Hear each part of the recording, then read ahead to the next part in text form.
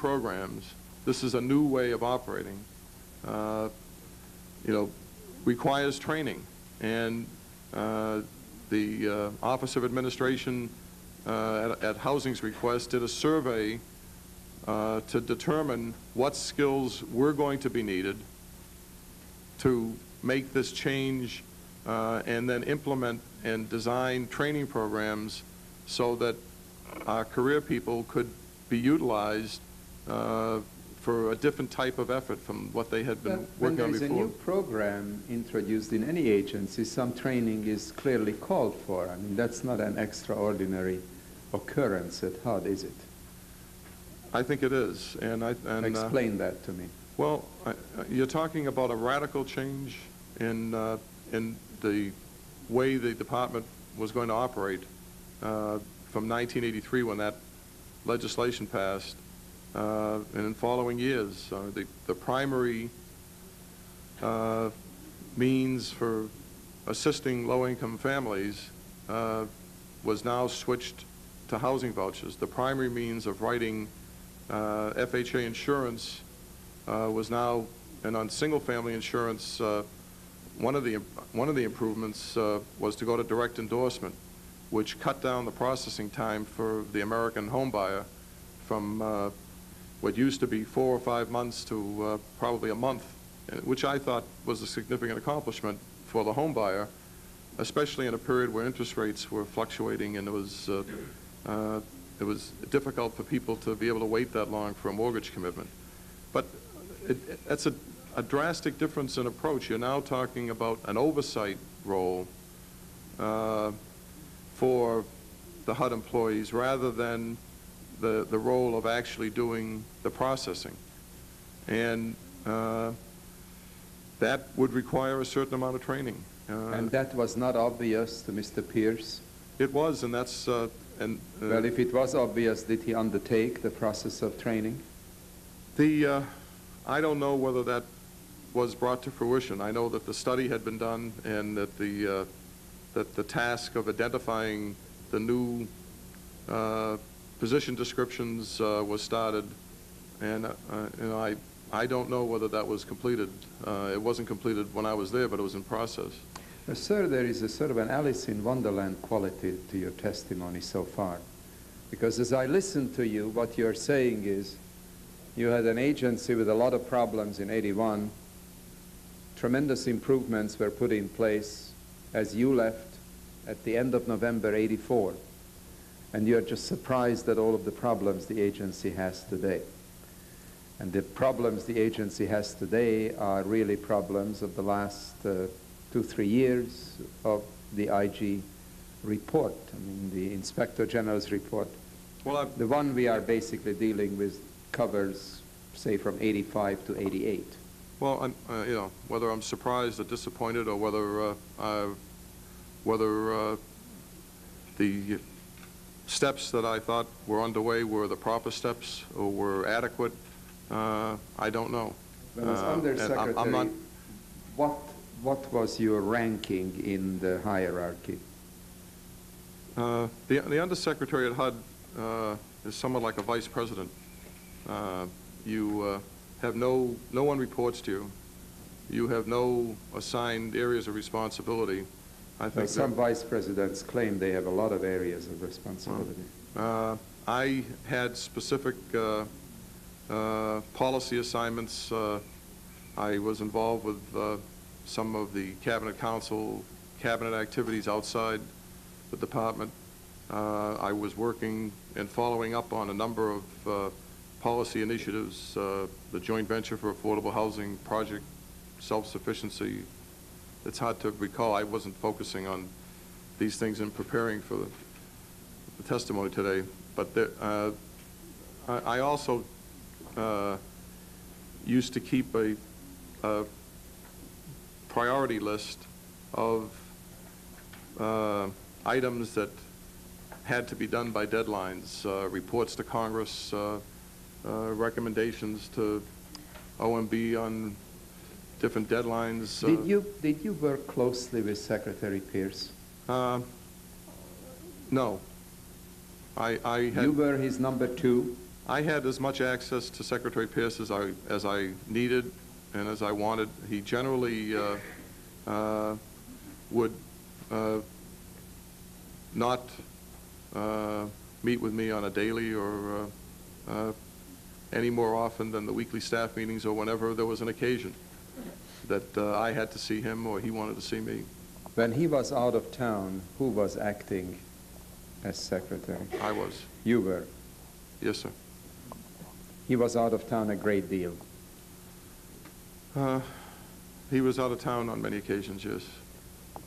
Just as a ballpark, how many days a year would you say he was away from HUD headquarters? I have no idea. 10% of the time, 20% of the time?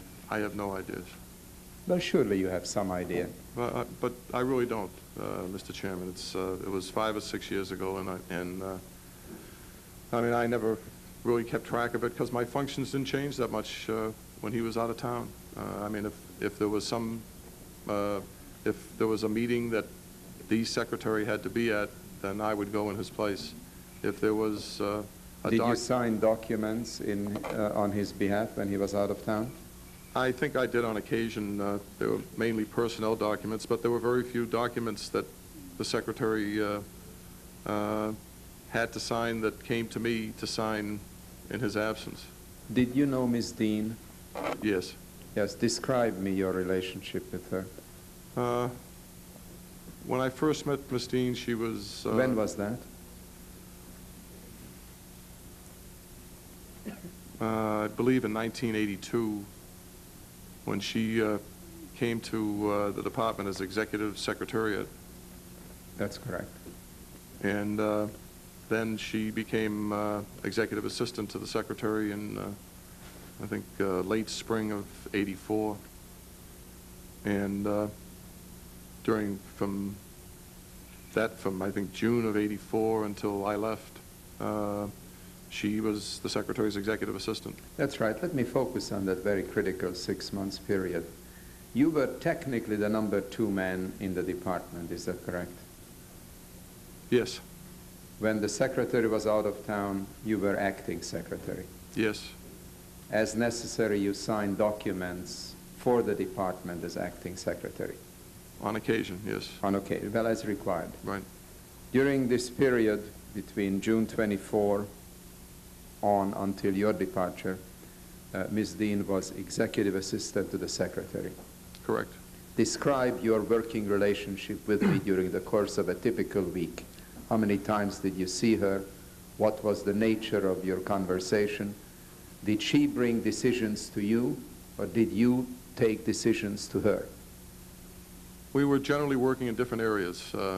I think the best description of the secretary's organization was that everybody reported to him, including the deputy undersecretary, and Ms. Dean acted as... How many individuals would you say reported to him directly?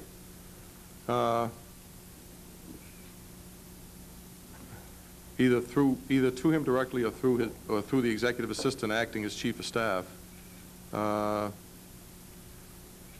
Maybe 15. 15. Did anybody report to you? Just the 5 people in my immediate office. Well, when you functioned as acting secretary, did anybody report to you? Only if papers had to be signed, or if I had to attend to some business outside the department on behalf of the secretary. When you were acting secretary, and I realize this was some time ago, but give me a ballpark, how many days would you say you functioned as acting secretary of HUD? I honestly don't know, Mr. Chairman. I'd have to go back. And I mean, was it one day during this whole period? Was it more than 1 day? Of course it was more than 1 day. Was it more than 10 days? Probably. Was it more than 25 days? I'd say that's a better ballpark, but I really have no idea. I am just asking you I understand. to recall as best you can. And I'm telling you, because my functions didn't change, it was not... I'm not asking you about your functions. The record, let me... I just want to make a point. Well, I want to make a point, and then I'll let you make your point. The secretary, Mr. Pierce, traveled a great deal. Would you agree with that statement? He made a number of trips, yes. Well, isn't that another way of saying he traveled a great deal? You know, I'm happy to accept your phrasing. Let's say he made a number of trips. Mr. Chairman, I'm not a Washington person. I don't know what standards I don't know what a you're judging Washington person is. Well, I'm not someone who, I've only been here at the time when I was in government service. I don't know by what standards you're judging a great deal of time on the road. That's why I'm asking for numbers. And because my functions didn't change on the days when he was out of town. How did you know you were acting secretary? Who told you you were acting secretary? Usually his not his executive assistant, but his administrative assistant. You were advised officially every time he left town that you were going to be the acting secretary. I was advised if there were particular activities that I had to attend to, like a cabinet meeting or a cabinet council meeting or some other secretarial function outside the building. Otherwise, I wasn't advised. Your testimony is that there were trips the secretary took out of town, and you were unaware of those. And sometimes, yes. Most of the time you were aware? I'd say most of the time I was aware because there was something that would come up that required a meeting outside of the agency or that I had to act on his behalf. Now, during the periods the secretary was out of town and you functioned as acting secretary, was it your impression that people brought problems to you for decisions, or did they bring problems to Ms. Dean for decisions? The problems would go to Ms. Dean as chief of staff. The problems that would come to me were I acted in a conciliatory way without any authority to enforce a decision, but among the assistant secretaries or others who were having disputes, I would try and use the goodwill I had accumulated to get people to work together and to peacefully resolve disputes among different, and I was working with people to... well, let's assume two assistant secretaries had a dispute. Right. They brought it to you. And despite your best conciliatory skills, the dispute persisted and the decision had to be made. Did you make that decision, or did you refer that decision to Ms. Dean? If they couldn't agree in my presence, then they were back where they were before, and they were fighting with each other, and whether Ms. Dean... Well, let's assume there was a deadline for having to make a decision. Well, I couldn't force the decision, and I don't know whether they would then go to the secretary or Ms. Dean to resolve the deadline. So if you had a deadline, say, with respect to OMB, and there was a dispute, and the dispute could not be resolved amicably between two assistant secretaries, you just threw up your hands and they walked out of your office? Didn't you feel a responsibility as acting secretary of HUD? Yes, and to resolve a problem? And what I would do is, if it involved a report, as you indicated, or in this hypothetical, yes, is as I told you, I kept this typewritten list, which I had my staff update every week with the status of all reports that were due, and then at the weekly staff meetings, that was chaired either by the secretary or myself, I would go around to everybody in the room and ask for the status of all those reports. Yeah, but just keeping deadlines is a clerical function. You had some substantive functions. You were the number 2 man of the agency in the secretary's absence, and you functioned as acting secretary in his presence. What I'm trying to drive at, very patiently, is what you felt was the scope of your decision-making authority.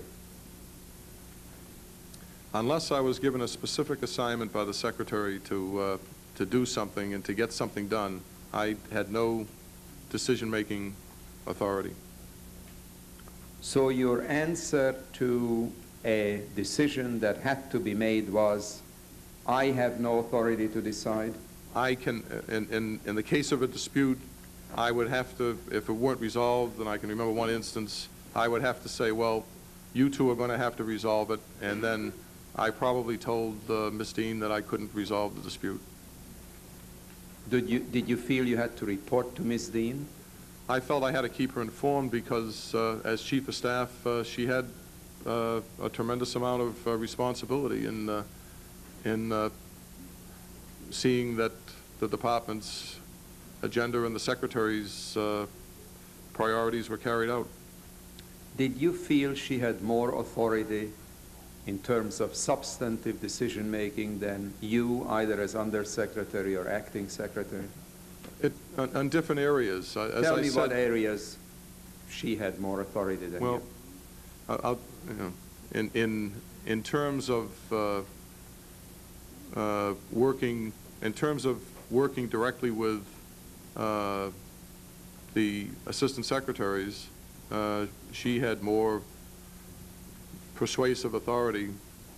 What do you mean by persuasive authority? Well, she was chief of staff as executive assistant, and the assumption was that if she spoke to assistant secretaries, she was speaking for the secretary, while if you were speaking with them, you were speaking merely for yourself? Certainly in my case, unless it was something that the secretary had made clear that I had been given the assignment on, in which case he would always back me up. And that was on numerous types of initiatives within the department. And other than that, I think the presidential appointees would assume that the executive assistant was either speaking for the secretary or understood the secretary's wants and direction, and was transmitting them. Can you recall during your tenure that you have substantive disagreements with Ms. Dean? I don't recall any substantive disagreements. We had some disagreements. Give us some examples. Well, I mean, it's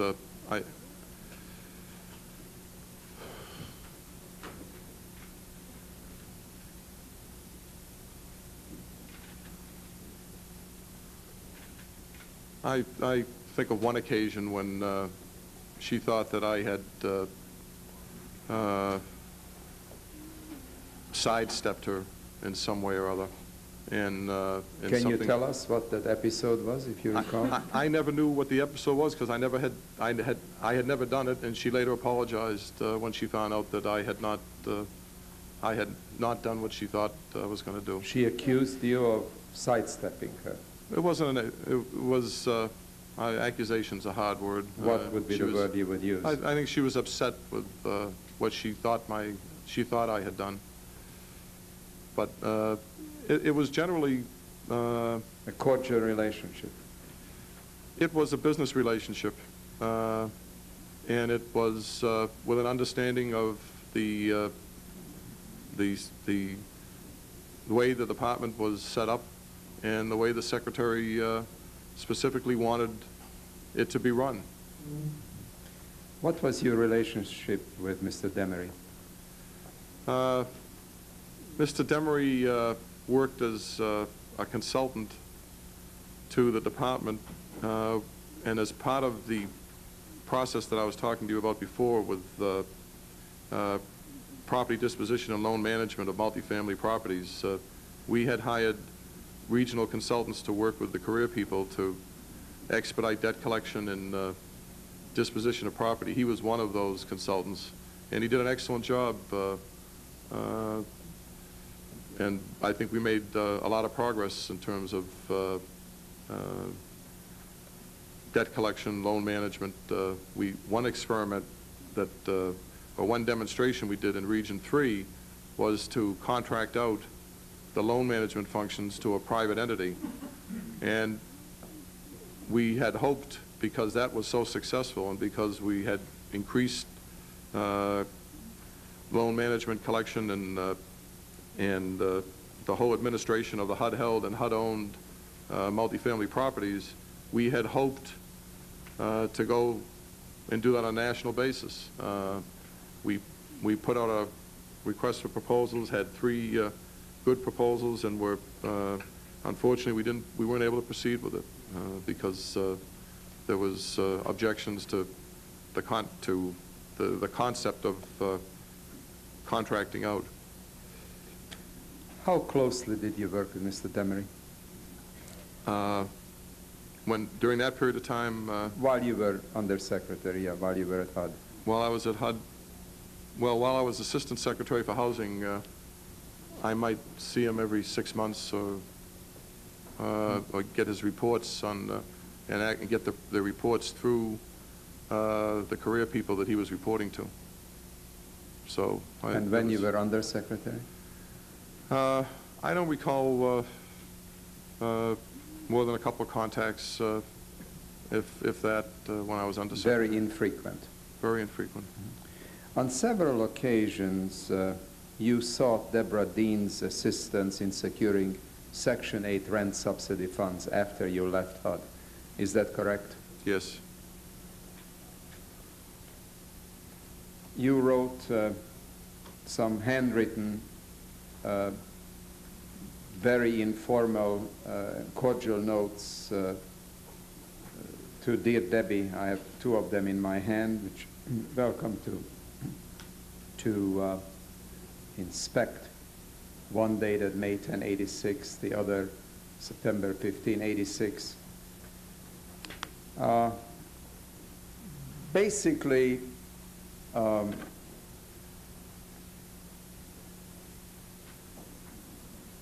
sort of in a very chatty way, urging her to allocate these very valuable units to you. The bottom line is they need 160 units. I would appreciate it if you could accommodate their request. Dear Debbie, enclosed is a request from Oklahoma for 170 mod rehab units. The energy crisis makes this a very pressing matter. Sincerely, Phil. If your relationship was as formal and businesslike with her as you just testified, how do you explain this very cordial and chatty, informal pattern of communications to her after you left HUD?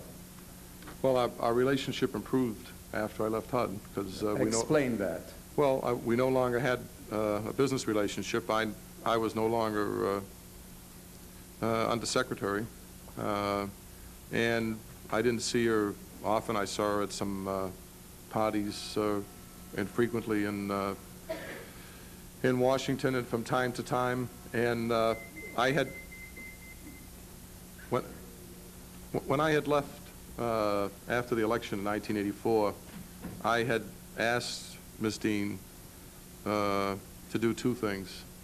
One was to allow my staff to have an opportunity to find other jobs, either within the department or immediately terminated, and I didn't feel that was fair to my staff. They had worked hard. They were intelligent, hardworking people who deserved the opportunity to be able to find other jobs for a reasonable period of time. Yes. I was also working with a nonprofit group in Williamsburg, New York, who I felt had desperate housing problems, and they, in most cases, just wanted someone to talk to. And I felt very badly that I wasn't going to be there for them to communicate with. And I asked her if she would be available to this group, and she did. And I kept getting notes from the nonprofit group saying that she had come up to visit with them, that she had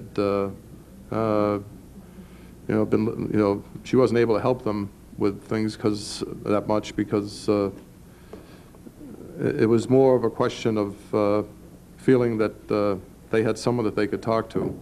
And I appreciated that, and our relationship, again, was much better after I left HUD than well, apart from this issue of relocating your own staff and assisting this nonprofit organization, you approached her with respect to moderate rehab units for profit-making enterprises too, did you not? Oh, absolutely. I mean, how many times would you say that happened? 3 How times. many projects were involved? I approached Ms. Dean on 3 occasions with regard to one was with respect to Nevada. the Clark County Housing Authority. One was with respect to Oklahoma. Oklahoma Housing Finance Agency. And the third one? With the Colorado Housing Finance Agency. Colorado. Can you describe each of these projects and the genesis of each of these projects and your determination that you had to write these personal letters to Dear Debbie asking for her assistance? First of all, my writing personal letters and notes is a management style which may not be good, but it's born out of some impatience and...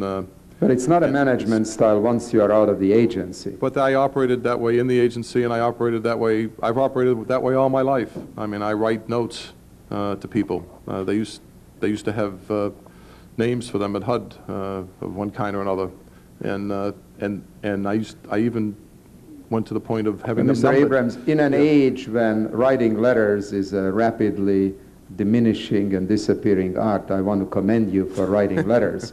But my point is a different one. I understand, but I understand your comment on the informality, and yes. And in corresponding with the agency, it would be more appropriate to write a formal letter. The contact in Clark County resulted from determination by... Well, there was a formal letter. This was just a handwritten personal note attached. For instance, I'm looking at a letter on the letterhead of the Oklahoma Housing Finance Agency, signed by John A. Pettis, Director, Section 8 Leasing, to Mr. Silvio de Bartolome's, and that's a formal letter with a carbon copy to the HUD area office, and then from your desk, a handwritten note, Dear Debbie, enclosed is the request from Oklahoma for 170 mod rehab units. The energy crisis makes this a very pressing matter. Sincerely, I believe, Phil. So there was a formal communication to the appropriate entity, signed by the appropriate agency in Oklahoma.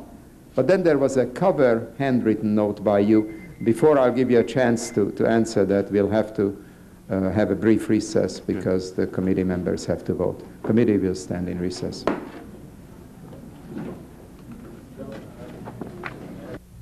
While members of the House Government Operations Subcommittee on Employment and Housing recess, we'll also take a short break for some schedule information and return with more of our coverage of this hearing on federal housing contracts in just a few moments. Good morning from Washington. We'd like to remind our viewers to join us Saturday at 7 p.m. Eastern Time for this week's edition of Supreme Court Review. Each week, when the High Court is in session, we look at the decisions handed down, and this week's cases included one from Texas involving the burning of the American flag. That's Supreme Court Review, Saturday at 7 p.m. Eastern Time, 4 p.m. on the West Coast. Our schedule continues in a little less than 3 hours when the House Government Operations Subcommittee on Housing concludes a hearing that's part of the continuing investigation of federal housing contracts.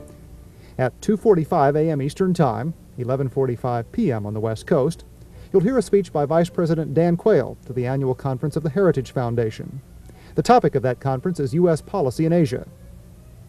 After that, you'll hear a portion of debate from the House of Representatives on U.S. policy toward China.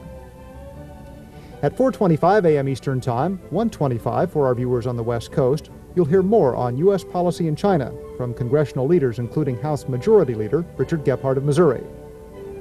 And we'll follow that with a news briefing on China sponsored by the Congressional Human Rights Caucus. Meeting with reporters were members of Congress and representatives of several Chinese organizations in the U.S. That's our schedule over the next few hours. Thanks for being with us.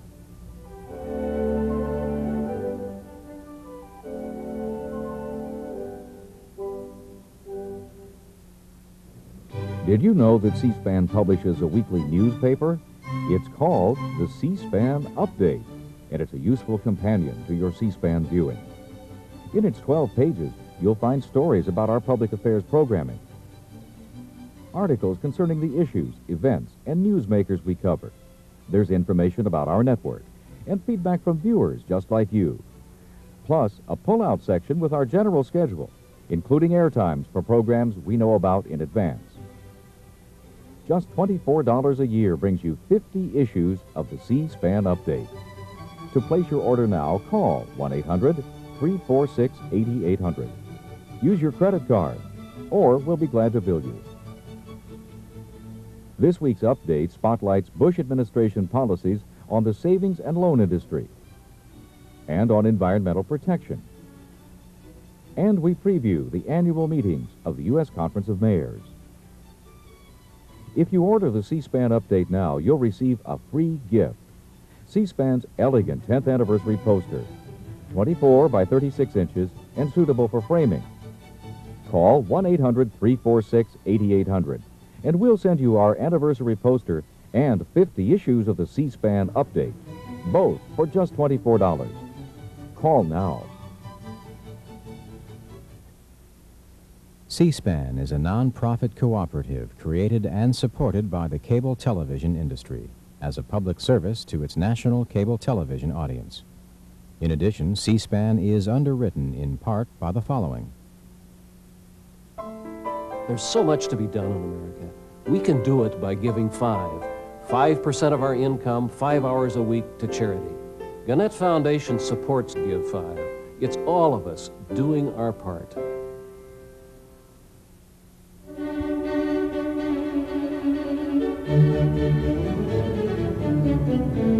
Up next, we return to our coverage of a hearing on federal housing contracts being held by the House Government Operations Subcommittee on Employment and Housing, which is chaired by Democratic Representative Tom Lantos of California.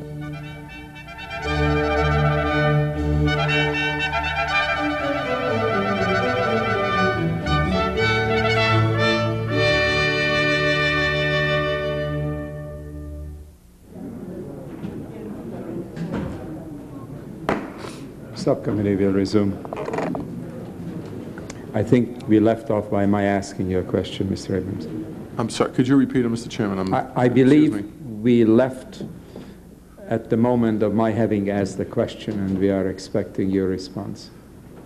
If you want me to, I restate the question. I'm sorry, Mr. Chairman, I don't recall the question. Very good. You made the point that it's a long-standing pattern of yours to dash off notes to various people, correct? Yes, sir. And I pointed out that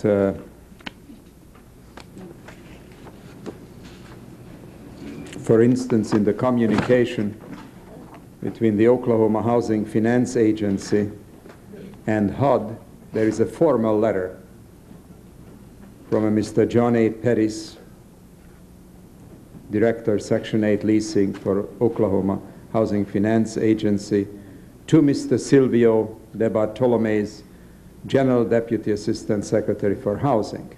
It's a typewritten formal letter, which says, enclosed you will find an application for 170 units of moderate rehabilitation for possible funding for fiscal 86. The agency is submitting this letter in hopes that we will be able to receive those additional units from this fiscal year's allocation. If you have any questions regarding this matter, please do not hesitate to contact me. And there is a carbon copy to HUD area office. Then there is a note from you to Dear Debbie, pretty cryptic. Dear Debbie, enclosed is the request from Oklahoma for 170 mod rehab units. That indicates to me you had discussed this with her prior to dashing off this note. Am I correct in assuming that? I assume that, yes. It's a reasonable assumption. Yes, sir. The energy crisis makes this a very pressing matter. Sincerely, I believe it's Phil. Correct. Now that indicates a close relationship, does it not? It indicates a relationship that would entitle me to write a handwritten note, yes. The purpose of the note is to... I think it's obvious what the purpose of yes. the note is. But tell me in your words what it is. Well, the purpose of the note is to persuade Ms. Dean, who I understood was part of the decision-making process on the allocation of the central office reserve, that this housing authority qualified under the criteria for the central office reserve, one of which is the energy crisis would come under, urgent housing needs or other conditions that indicate that there is an unusual situation that merits funding from the central office reserve. I was operating on the assumption that the central office, the 15% central office reserve was what was available in fiscal 1986. And I was trying to persuade Ms. Dean to make an allocation to the Oklahoma Housing Finance Agency. You were trying to persuade Ms. Dean. That implies that she had the authority to make that allocation? As I said a minute ago, that she was part of the decision-making. How major a part of the decision-making process was she? That I didn't know, and that I didn't ask her, but it was clear, she had made clear that to me that she was part of the decision-making process on this matter. Well, you worked with her as acting secretary of HUD, as undersecretary of HUD. You must have seen her great deal while you were at HUD. Did you not form an opinion as to how much influence she had in making these decisions? At the time I was there, there was an assistant secretary for housing. And who was that? Maurice Boxdale. Mm. And he was the assistant secretary, and he reported directly to the secretary, and I wasn't involved with funding decisions in 1984, but to the extent that I understood what was happening, she would have input into the decision process, but it was his decision. And I didn't know that that had changed. Well, why didn't you write to the assistant secretary then? Because there was no assistant secretary, and when you have well, there is always an acting assistant secretary. You're correct, Mr. Chairman, and I'm not begging the issue there, but there's a big difference having been both a general deputy assistant secretary, acting assistant secretary, and then an assistant secretary. There is a difference. It wasn't a great difference in my instance because I was expected to be nominated and confirmed by the Senate. At the same time, you don't have the same authority when you're in an acting capacity as you do as when you're in a confirmed capacity. Since we have agreed that you had prior communication with Ms. Dean concerning the Oklahoma project, to the best of your recollection, what was the nature of that prior communication? Well, I believe I had telephoned Ms. Dean, and I had talked to her initially in the spring of '86, and it was the first time I talked to her in a long time. I believe the subject of that conversation, at least initially, evolved around the help and the gratitude that this nonprofit organization had. And then I raised the subject of the status of fiscal year '86 funding. I had been reading the trade press, and both of the publications that I subscribed to had said that there had been an appropriation, a rescission request by the administration, a deferral request by the administration, and although I understand those terms, I didn't understand what was happening, and I had called and asked her if HUD was going to have appropriated funds for the mod rehab program in 1986. And I also discussed with her at the time, and she had asked how things were in Colorado, and I told her they were not very, the economy was not going very well there. And in that part of the country in general was still suffering from energy problems, the decline of the energy industry, agricultural problems, and was, as far as I was concerned, from my exposure, having come from the East and then moved to Colorado, underserved in terms of the HUD programs for low-income families. I never really focused, to the extent I should have it when I was at HUD, at how skewed the formula for distribution of funds is against those newer parts of the country, newer in terms of housing stock.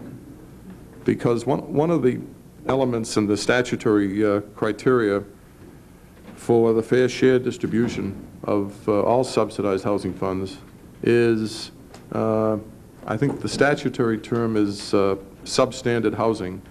And the only statistical substitute that HUD has to implement that statutory provision is housing built before 1940, which means that any part of the country that has housing, a significant portion of its housing built before 1940 gets a large allocation.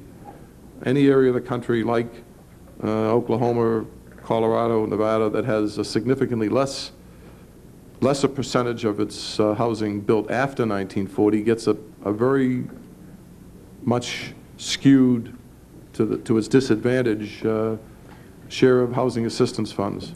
And I had discussed that with her as But the facts don't bear out at all what you are saying, sir. The facts bear out that the parts of the country which got a disproportionate share of mod rehab housing were those parts which utilized the services of former high-ranking HUD officials or high-ranking administration officials. I'm talking about in the period before, at the time of this conversation in 1986, and it was my impression, which I conveyed to her, that those parts of the country at that time had been underserved and were not getting a fair distribution of... But my point is just the opposite, that it was in fact areas of the country which did not utilize the services of consultants or former high-ranking HUD officials that received a disproportionately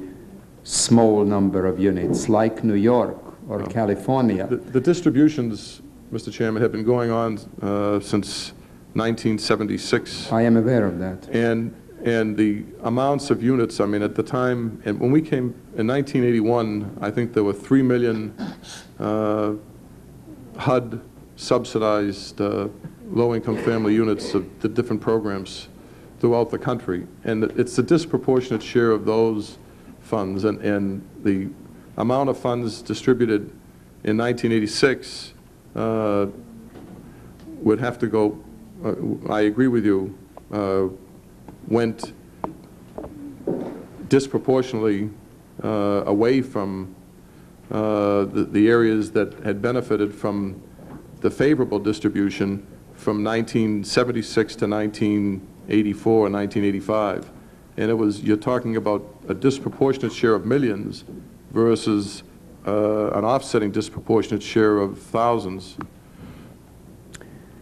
Mr. Abrams, you have a handwritten note here dated May 10, '86. Dear Debbie, just a short note about one of the housing authorities that has a great need for mod rehab Section 8 funds that you and I spoke about. When was this prior conversation? Well, as I said, it was, that was in the spring of '86, and I'm... Before May? Yes. In that conversation, how many projects did you talk to her about? I talked to her about no projects. What I talked to her about was the conversation I just related about the, you know, the conditions of in the West. So let's talk about Clark County, Nevada. Right. Did you own or partially own a housing project in Clark County, Nevada? Yes. When did you purchase that? I believe December 8th, 1986. December 8, 1986. Yes, sir. Now, why would you have an interest in having the Clark County, Nevada Housing Authority receive, and you specify 160 units in May of 86, when you, as of that date, own no property in Clark County, Nevada? Well, the Clark County Housing Authority had made an application for mod rehab units and had published a notice of fund availability, and we were interested in and were in the process of putting together a submission to compete for those units in Clark County. We had a property in Clark County with a option agreement to purchase. When did you obtain that option agreement? I believe I tried to find the document because I was sure that was a question you were interested in. There's a date at the bottom of the document that says May 12th. There wasn't a date where it should have gone, and the blank day of May wasn't filled in. To the best of my knowledge, it was May 12th. Whatever it was, yeah. In early May. In early May, you obtained an option on this property that we are talking about? Yes, sir. Do you have that document here with you? No, I don't, sir. Can you supply it to the subcommittee? Sure. Mm-hmm. We've supplied it to the Inspector General. We'd be delighted to supply it. We appreciate that. Yeah. Could you, in non-legal, non-technical terms, describe the nature of that option? It's an option to purchase 160 apartments known as Patty Inn Apartments for, I believe, $10,000 in cash, a note for $15,000 or $25,000 in addition, and which was refundable if a number of criteria weren't met, inspections, and there's a whole list of, we had it's called a drop dead date in the yes. real estate industry. And a provision for an extension if we didn't close by October, late October of 1986. What was the purchase price, may I ask, the total purchase price?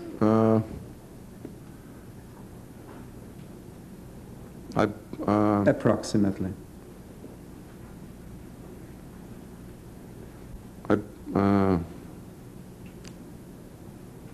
I believe it was $3,700,000 or something like that. We understand that that's an estimate. Now, assuming that you would not have obtained the 160 units of subsidized mod rehab units, you would have allowed the option to lapse, would you not have? Yes. So you obtained the option on the expectation that because of your relationship with Ms. Dean or HUD or Mr. Pierce, you will obtain 160 units of mod rehab units for this property. No, sir. It's a requirement of the NOFA process that you must have. I'm sorry. It's a requirement of the Public Housing Agency competitive NOFA process that you must show control of the property that you're submitting to them for approval on the competition. Yes, I fully understand that. Right. So that's not my question. Well, but so the reason that we negotiated and signed an option was so that we could submit our proposal to the Clark County Housing Authority for their decision on whether or not we were going to be awarded mod rehab units. Well, the sole purpose you were interested in this property, is that not true, sir? That you were expecting to get mod rehab units allocated to it. I had no reason to expect. No one had made any promises to me. Ms. Dean never promised that there was going to be an allocation, and the Clark County Housing Authority certainly never promised. Well, the Clark County Housing Authority was in no position to allocate units until they got any units. No, but they... The units were, you just indicated, in the discretionary pile of the secretary. Isn't that true? Those are the units you were hoping to get, some yes, of sir. those units. That's right. All right. So am I correct then in stating that you optioned this property on the anticipation that mod rehab units will be allocated to it? Well, I don't want to. I don't want to look for a difference if it doesn't make a distinction. Please Mr. phrase Chairman. it any way you choose. No one has any intention of putting words in your mouth. I know you don't, sir. The Housing Authority had published the notice of fund availability, I believe, the end of April. Well, let's go back. All right. How did you find out about this piece of property? Who brought it to your attention? A broker in Las Vegas. Do you know his name? Do you recall his name? It was Caldwell Banker. Caldwell Banker. And what did Caldwell Banker basically tell you? Well, I had called Caldwell Banker and Yes. said that I was interested in properties. First, let me go. Can I take one step backwards? Please. When I decided to do an application in the Mod Rehab Section 8 program, I did it with the understanding that the program was a very difficult program, regarded as a very difficult program, not only by public housing agencies, but by the development community, because for years it had been, the regulations were difficult to work with. We spent an inordinate amount of time at HUD trying to get projects done within 2 years and within the fair market rents that were published.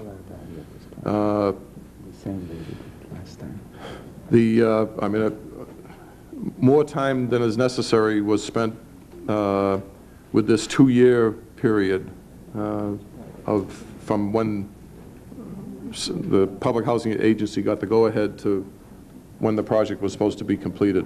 And we ended up recapturing thousands, I don't know how many thousands of units that had been allocated. And an allocation of a housing unit doesn't provide housing for anybody. Obviously, you have to have an occupiable unit for someone to benefit. So there was a major recapture effort by the Congress and the administration to try and get all these prior allocations of funds and turn them into housing for poor people so that they could benefit from them. No one is more in favor of housing for low-income people than members of this subcommittee.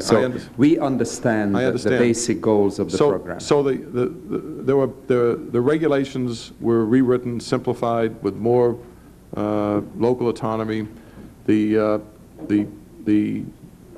program was allowed to be used with FHA insurance so that financing would be available. It was difficult to get conventional financing, was one of the responses we got when people asked. In the spring of 1986, I made a conscious decision to attempt to do a mod rehab project. That's a perfectly legitimate enterprise, and nobody questions that. So it would help the subcommittee, and I honestly believe, sir, it would help you if we would cut through much of this verbiage and sort of deal with sort of bottom line concepts. The bottom line is... You decided, let me try it and tell me where I'm off beam. You decided, it was a perfectly legitimate decision on your part, that you will go into mod rehab projects. Is that fair? That's fair. That was a conscious decision on your part. Then you called a perfectly respectable real estate outfit, Caldwell Banker. I don't know whether you called them on a national basis or just in Nevada, but you certainly called them in Nevada. Said, are there any projects that might be potentials for mod rehab. Is that correct? I had determined that that Nevada was an area where it was feasible to do a project within the fair market rents. Of course. There are areas like your area where the fair market rents make it infeasible to do mod rehab. Absolutely. And so I'm not questioning So you. I called, the broker didn't understand mod rehab because I don't know if anybody had ever done any in Nevada before. I explained to him I was looking for buildings that needed a great deal of rehabilitation because that's one of the program requirements. And that had large bedroom units because that's one of the policy objectives of the, was to try and provide large bedroom units. There were too many, perhaps not too many, but enough. Or the greatest need is for large family units for poor people. So we were looking for projects that had 2 bedrooms, or hopefully 3 bedrooms, that needed a lot of rehabilitation. And he came up with several projects which we went down and looked at. And then we went and met with the Clark County Housing Authority and asked and discussed the mod rehab program. They were initially reticent about it. Tell me why. Because they said, Mr. Cottrell indicated that although they had a tremendous need for mod rehab, the paperwork and the problems in working with the mod rehab program he had heard were onerous, and he had never pursued it because Nevada doesn't get any kind of an allocation that would be, that he could compete for within the state. So let's stipulate that you found a potentially feasible project. We found, yes, sir. And then you optioned it. Yes, sir. With $10,000 cash. Yes, sir. That was really the only risk you undertook, is it not true? No, there was more risks, but I mean, we had to put the proposal together. That meant well, you had to prepare the proposal. We had to prepare documents. Yeah. What would you say was your total amount at risk? As of the date of, as of May 10th, 1986? As of or as of May. When we entered the competition in Clark County? Well, as of early May 1986, when you wrote Debbie Dean the letter. At the outside, it was 10 plus the $15,000 note, plus which we could cancel. So that was not at risk. If we well, if you can cancel a note, right. then you are not at risk. That's right. Okay. That's right. So you had $10,000. Anything else? Just our time and effort, and okay. Whatever. Maybe $2,000 or $3,000 in plane fares. Okay. So if I say $15,000, that's a reasonable figure. Yes. Then you called Debbie Dean. Correct? No, I had called Ms. Dean in March or sometime in the spring. Did you at that point already discuss the Nevada project with her? No, at that time we had discussed mod rehab in general. In general. And okay. the West in general. And at that time I and between that telephone conversation and your May 10 handwritten note, you had no communication with Ms. Dean? To the best of my recollection, I didn't. Okay. Then on May 10, you write to her saying, "Dear Debbie, just a short note," etc. Long paragraph, handwritten. You conclude by saying, "The bottom line is they," meaning Nevada, Clark County, "need 160 units. 100 two-bedroom and 60 three-bedroom allocations." That is exactly what your project was, wasn't it? I mean, physically. Exactly. Okay. So you told her to approve 160 units. You say, "I would appreciate it if you could accommodate their request." It was really not their request. It was your request. Well, it was their request. And your request. I certainly hoped to win the competition. Were there any other potentials at that point, which had 100 two-bedroom and 60 three-bedroom units in that area. When HUD does a funding on mod rehab Section 8, it is not done on the basis of, it's done on the basis of contract authority and budget authority. Yes. And if the Clark County Housing Authority wanted to pick 180 two-bedroom unit project, they could have. They could have. Right. You had reasonably good expectation that they will pick your project. We had been told that there were 3 other inquiries. We had no idea as of May 10th how many other people were going to enter the competition. But Debbie Dean did in fact accommodate you and got you the 160 units. Well, whether she accommodated me or I certainly tried to persuade her on the merits that there was a need for housing in Clark County. We stipulate the merits. The problem in these programs, you'll allow me, the problem in these programs invariably is that there's a very large number of meritorious projects and just a very limited number of units. So we don't claim that the project had no merit. The project had merit. Right, we don't know what its relative merit was with respect to large numbers of other projects that remained unfunded. Is that correct? I mean, you agree that there could have been more meritorious projects which were unfunded? In Clark County? No, nationally. Like, you mean housing authorities with more merit?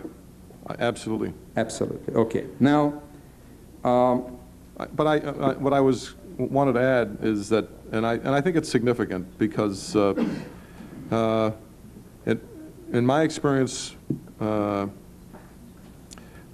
think that, well, let me put it this way. Mr. Cottrell also contacted his congressional delegation, and I believe that had some impact. He believes, and we'll never know unless someone tells us who made the decision, that had some impact. Certainly, if they responded as they told Mr. Cottrell by also supporting the needs of the Clark County Housing Authority, that you would assume that would, if nothing else, have a symbiotic impact on the approval process. But I don't know that. I'm repeating what Mr. Cottrell felt was. Would it be fair to say that when you approached the Clark County Public Housing Authority, you indicated to them that if they wrote to HUD, they would obtain mod rehab units? Absolutely not. Absolutely not. I told them I had no way of knowing whether they would get funded or whether they wouldn't get funded. They didn't know the program still existed. They wanted help with the paper. You told them about the project, I told the them program. I told them the program still existed. I told them that that it was subject to rescissions and deferrals. There may be funds available, and they may be able to get an allocation. And if they did, and they had a competition, I would like to compete. Is it fair to say that over the lifetime of the project, the taxpayer pays out $19,800,000 in subsidized rents and rehabilitation costs on this? Is that the figure? I don't know what the budget authority for that project is. I just don't. I am telling you that it's 19.8 million. I take your word for it. I appreciate that. The tax credits on this project, do you know that figure? The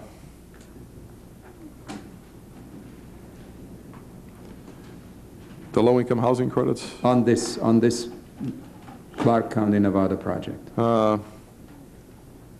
I'm not sure offhand because it's $6 million. Right. We got it in two, I think, in two different allocations. It's $6 million. So if you add the 19.8 million and the 6 million, then the taxpayer made a decision of $25.8 million of funding on a project on which your initial at-risk position was $12,000 or $15,000. Is that an accurate statement?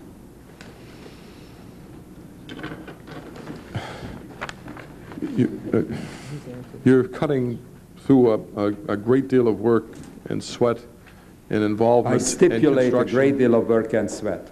But having stipulated a great deal of work and sweat, Yeah.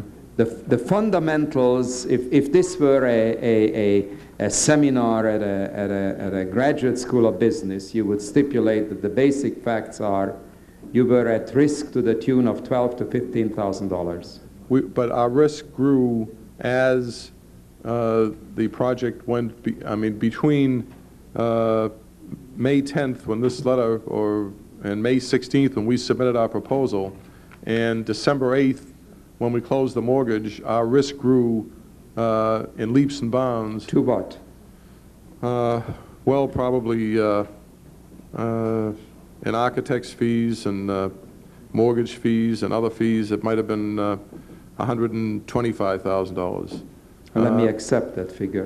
And I don't know if that's, I'm Okay. just, after December 8th with the initial closing, then our risk escalates again because we have to Well, put... by that point you have no risk, because by that No. point you have gotten the 160 units from Debbie Dean. No, by that point, I've won the competition with the Clark County Housing Authority. And you are guaranteed an income flow of $19.8 million in rents paid by the federal government, and you are guaranteed a $6 million tax credit. So while you're, I don't know in what sense your risks escalate, certainly your potential earnings escalate. Absolutely, the potential Okay. earnings escalate. But the risk escalate because we're required to put up, I think, a 4% letter of credit at that closing, plus other escrows and prepayments. And there are substantial risks during the construction period. There are substantial risks right now of the credits. There are cash flow problems. This particular project has a tremendous amount of problems because of drugs being present within the project. Well, that's a separate issue. I know, but it translates, and our responsibility to the residents is to make sure that we give them a safe place to live, and that agree. requires a tremendous amount of security costs. I agree. Which means that we have to put money into the project. Will you lose money on the project? I will not lose money on the projects. Okay. Let me ask you a question, because there is a slight discrepancy between your testimony and that of Paul Adams, and I'm very anxious to resolve that discrepancy. On May 8, 1989, the Inspector General of HUD testified before this subcommittee. I'll give you a copy of this. On page 8, it says, in 19 projects, and the 19 projects that he refers to includes this project, we noted that developers approached public housing authorities claiming that if the public housing authority applied for units, an award would probably be made for them. Well, I never said that to Mr. Cottrell or Was to there any any other individual in the Wynn Group who dealt with the public housing authority? I certainly am not suggesting that you stated that, sir, but were there others who dealt with the PHA? If we can get back to the Wynn Group issue, because I think the Wynn Group there is no such entity as the Wynn Group. But at any rate, at this point in time, I was working with Joe Queenan. We were both officing. Could he have made that statement? It's possible. I have no knowledge that he made that statement. But you are not disputing the Inspector General's prepared testimony that was submitted to this committee? I can only tell you that I never promised anybody. I accept that, sir. I accept that, sir. Let's move on to the Oklahoma case. Please tell us the genesis of the Oklahoma case. This is an application that we filed with the Oklahoma Housing Finance Agency for a project for their notice of unavailability, which was ongoing in Edmond, Oklahoma. It's called Rolling Green at Rolling Green Apartments in Edmond, Right. Oklahoma. Right. Who brought that to your attention, or how did that come into play? A broker from Oklahoma City. Right. Who approached you, or you approached him? On this one, I think I had worked with his co-broker on another project. Right. And he had approached me on this project. Do you recall his name? I think it's Pat Barry. Mr. Pat Barry. Yeah. Who was working with I don't remember the name of it. Never mind. When was this project brought to your attention? I'm not sure the exact date. Approximately. Sometime in late August or early September of 1986. I'm sorry. Late August or early September of 1986. That sounds right. On September 15, you have a handwritten note to Debbie. Dear Debbie, enclosed is the request from Oklahoma for 170 mod rehab units. The energy crisis makes this a very promising matter. Sincerely, Phil. Now, if you wrote to her this very cryptic and cordial note on September 15, presumably you discussed the matter with her earlier. I don't have any recollection of a call, but it's very possible. Well, let me read the statement again, and if you could just apply logic. Oh, I agree with you. The statement implies that I had spoken. That you had spoken to her. Right. Okay. And in fact, the units were granted. And again, I was making a persuasive case on the merits in accordance with the criteria for the Central Office Reserve Fund. Yes, that's not an issue. How much was at risk in approaching this project? Did you have an option on this too, or did you purchase it outright? No, the same. It would have been the same scenario. $10,000 cash, something like that. It was a modest amount. A modest amount, a promissory note. A promissory note. That was which was cancelable. Yes. So you really had given the size of these projects over the lifetime of the subsidized rent flow that was guaranteed, there was a nominal amount, $10,000. Do you recall what the taxpayers' outlay was on this project? I don't, Mr. Chairman. It's $15 million. Tax credits, $3.9 million.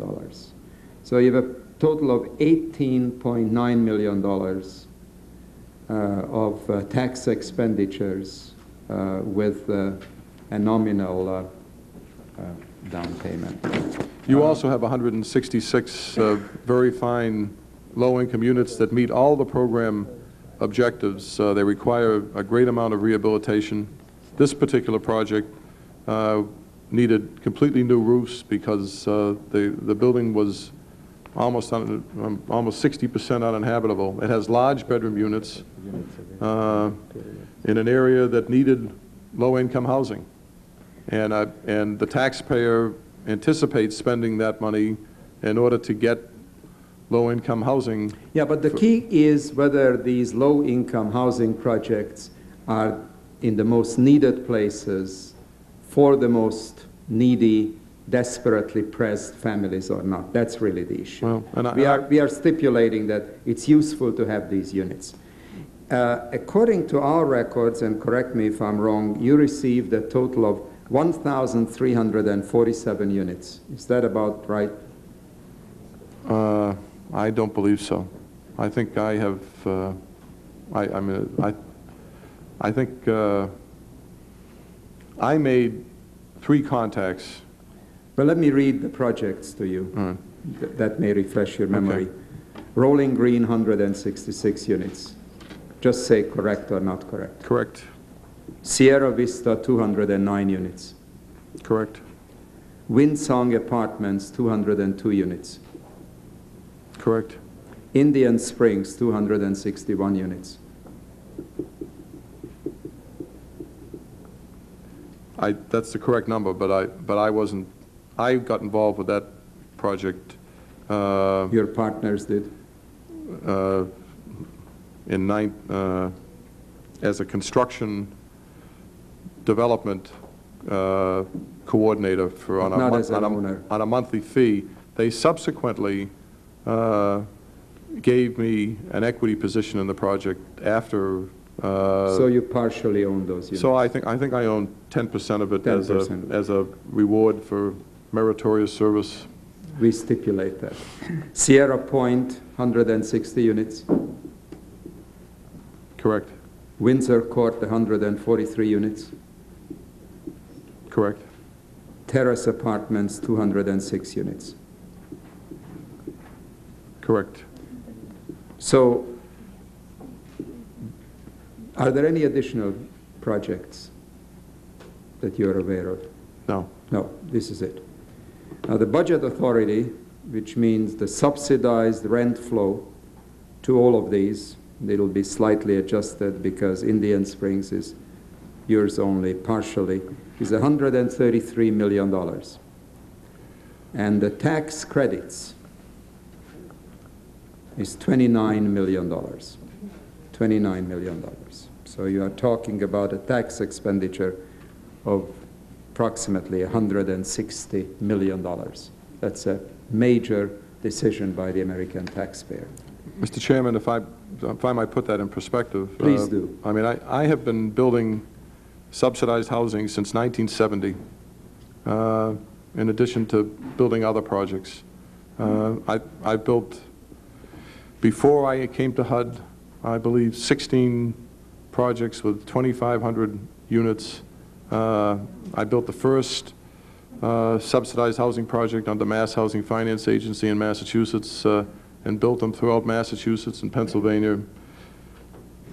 You know, I understand the point that you're making. It is a tremendous allocation of the American taxpayer's resources. I have tremendous respect for the American taxpayer putting up money.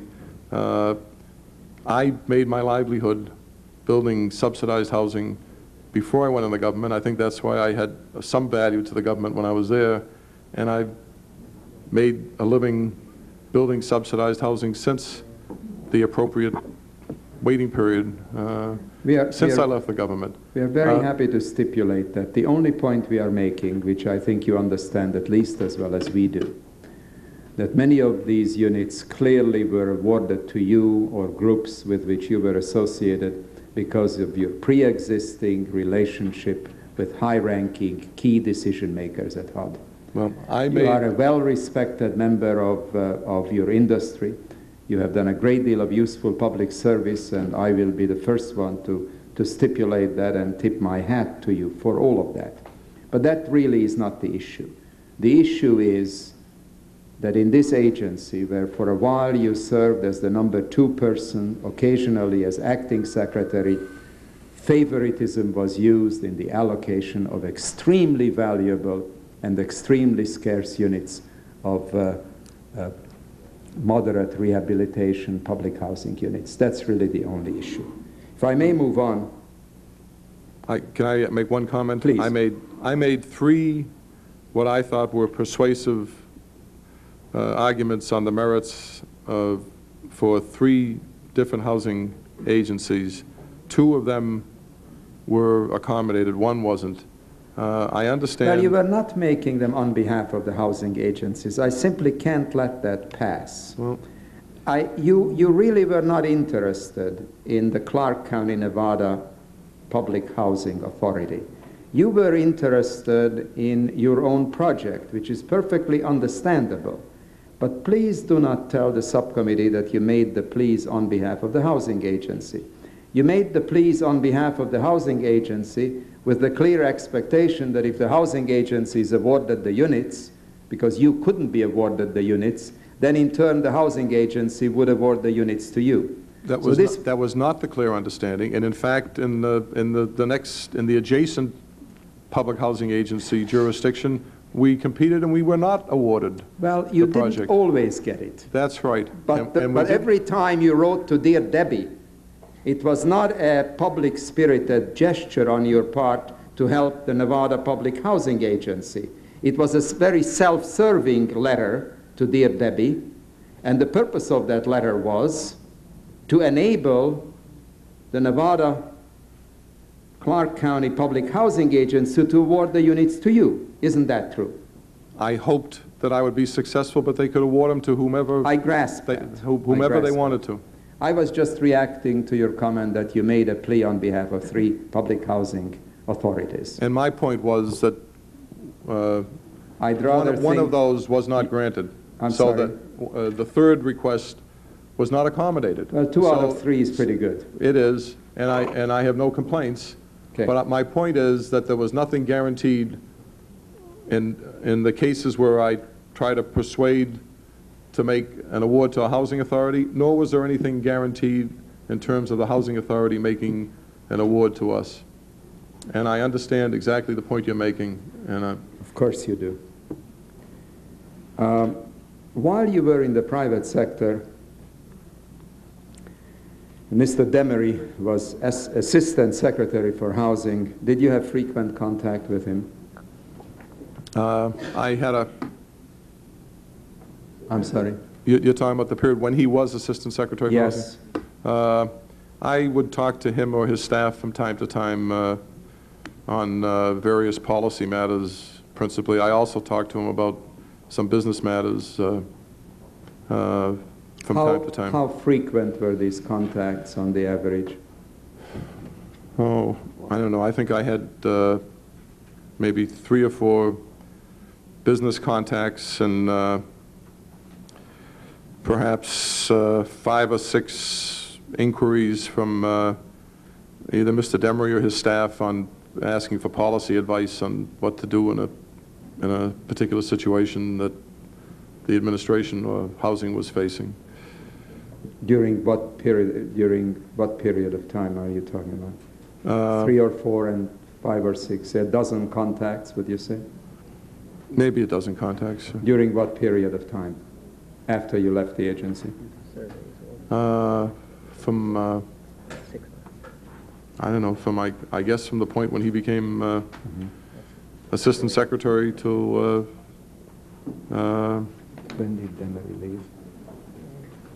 I don't know, probably the end of 1987. Something like that. Would it surprise you to learn that according to a GSA sample, just 20% of the calls placed from Mr. Demery's office during a 6-month period, August 87, February 88, what I shall refer to as the WIN group, and you explain to me why that is a misnomer, received 42 calls. If you extrapolate this to a year, this means that the WIN group would have received over 400 calls from Mr. Demery or his staff during a single year. Well, I can't explain that. I can only tell you the number of calls that went between Mr. Demery and his staff. You know, there are, in the suite referred to as, the office suite referred to as the WIN group, Yes. at least at that time, maybe 6 different entities Yes. that were operating. There were also other people in Mr. Demery's suite, you know, that may have been calling from other than Mr. Demery to someone in our suite. But I'm trying to accurately reflect to you what the extent of my conversations with Mr. Demery. When Mr. Demery visited your office during Christmas of '87, a document was faxed to him at the WIN group offices. Is that correct? I'm not You aware of don't that. recall the document? I wasn't there. I think I would... Well, let me refresh your memory. It was a draft document concerning project-based assistance. Does this refresh your memory? What was the date of the... Christmas '87. Normally... I have no recollection, but We'll give you the document. Normally I wouldn't... We'll give you the document. Is it your handwriting on the document, Mr. Rabin? Yes. You now recall the document? I recall someone handing me the document, yes. Now, why would Mr. Demery invite you to comment on this draft document, which was being prepared for release as an official HUD document? I thought that the comment process was normally through publication in the Federal Register. I don't know if Mr. Demery asked me to comment on this, or whether someone in my office asked me to comment on it and then sent it on to Demery. I mean, you know, I had no interest in. Well, this is. Well, it relates to Section 8, does it not? Yeah, but you know, this is my only interest in.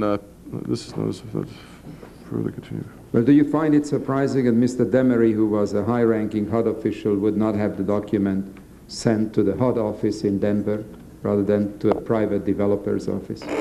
I have no way of reflecting on that. But at this point in time, if I had any interest in project-based Section 8, it was to assist on a pro bono basis the Colorado Housing Finance Agency, which was attempting to buy FHA-owned houses in Colorado, or attempting to assist local housing agencies to buy FHA-owned houses in Colorado on a home ownership program tied to project-based Section 8 certificates. My final question is, Yeah. if you were in Secretary Kemp's shoes today, would you feel the need to revise this process, which seems to have been riddled with favoritism and political influence, or would you be satisfied in continuing the process that Secretary Pierce had in effect? I think with reference to the Mod Rehab Section 8 program, that that I would take one of two policy directions. I would either get enough funds to have a substantial program. That's not his option. Or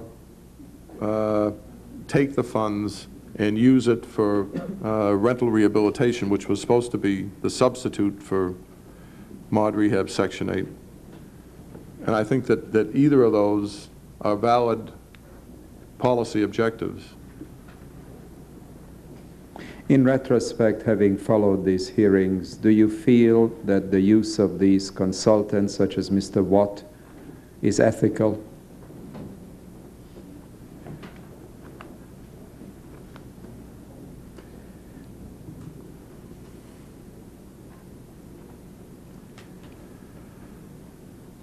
Ethical is a very subjective term, Mr. Chairman. That is correct. I am asking you to answer it in terms of your own subjective set of values. Yesterday, for instance, we saw on national television a similar housing project in Georgia, where the average annual income of the family units living in that housing units is $4,000. $4,000. And here you have individuals making $300,000 with a half-hour meeting and a few phone calls. And it is in that context that I'm asking your view whether those consulting fees are ethical.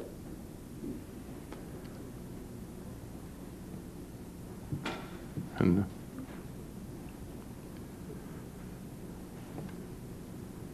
Mr. Chairman, I don't want to be in a position to judge other people. I'm not asking you to judge other people. I mean,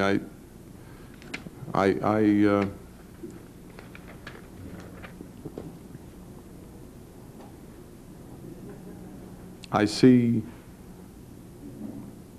the sense of what's ethical shifting, and perhaps appropriately, in the last several years.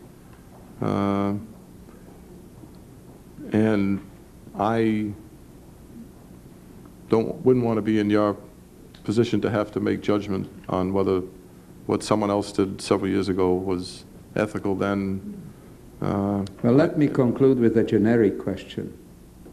Is it appropriate, is it ethical to have public resources which are scarce and should be given on the basis of a relative ranking of merit be distributed on the basis of influence with the influence peddlers receiving exorbitant amounts of money?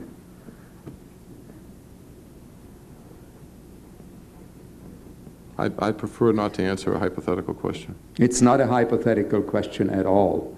It is the question which has been at the core of much of our hearings the last few weeks, and I don't wish to go through the names and the places and the amounts. If there ever was a non-hypothetical question, Mr. Abrams, this is it.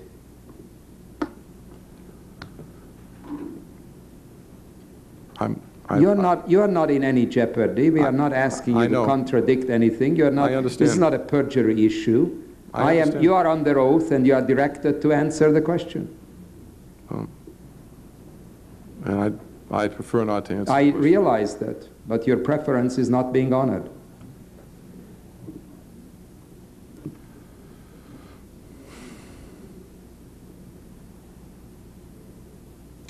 I think there are circumstances where that scenario and that hypothetical could be ethical, and there are circumstances where it might be unethical, and I don't know. Give me the scenario where it's ethical. Well, depending upon the amount of service that's provided. Well, suppose those are minimal. Whether it is known, condoned, and...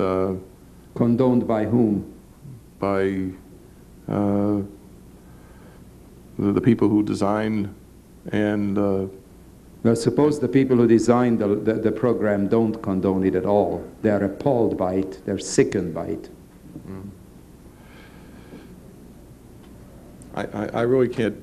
I mean, I can't tell you in the context of one particular hypothetical in one particular instance. Congressman Shays. Mr. Abrams, of all the people who have testified, I have to tell you that I find your testimony the most disconcerting for a variety of reasons, and I find your failure to respond to a really simple question at the end not curious but very consistent with your testimony today. Your position, you were hired by Philip Wynn, who was FHA Commissioner, and you were made General Deputy Assistant Secretary. Is that not correct? That's correct. Then were you made FHA Commissioner and then hired Silvio Di Bartolome's after that? No, Silvio Di Bartolome's worked for me when I was General Deputy. Were you ever Assistant Secretary for FHA? Yes. Okay, so you went from General Deputy to? Assistant Secretary. Right. And then your third position was as Undersecretary, the #2 person under HUD. Is that not correct? So you were right in the very center of all this, and were a man of some power in HUD. Those who you then ended up working for when you left the business, Mr. Wynn was an associate of yours, a business partner of yours? Is that not correct? I worked for him initially, and then we became partners. Is it not also correct that you, so it was you, it was Mr. Wynn. Did Lance Wilson work with you? He did on 5 of the projects. Now, Lance Wilson again was whom, sir? Lance Wilson was executive assistant to the secretary.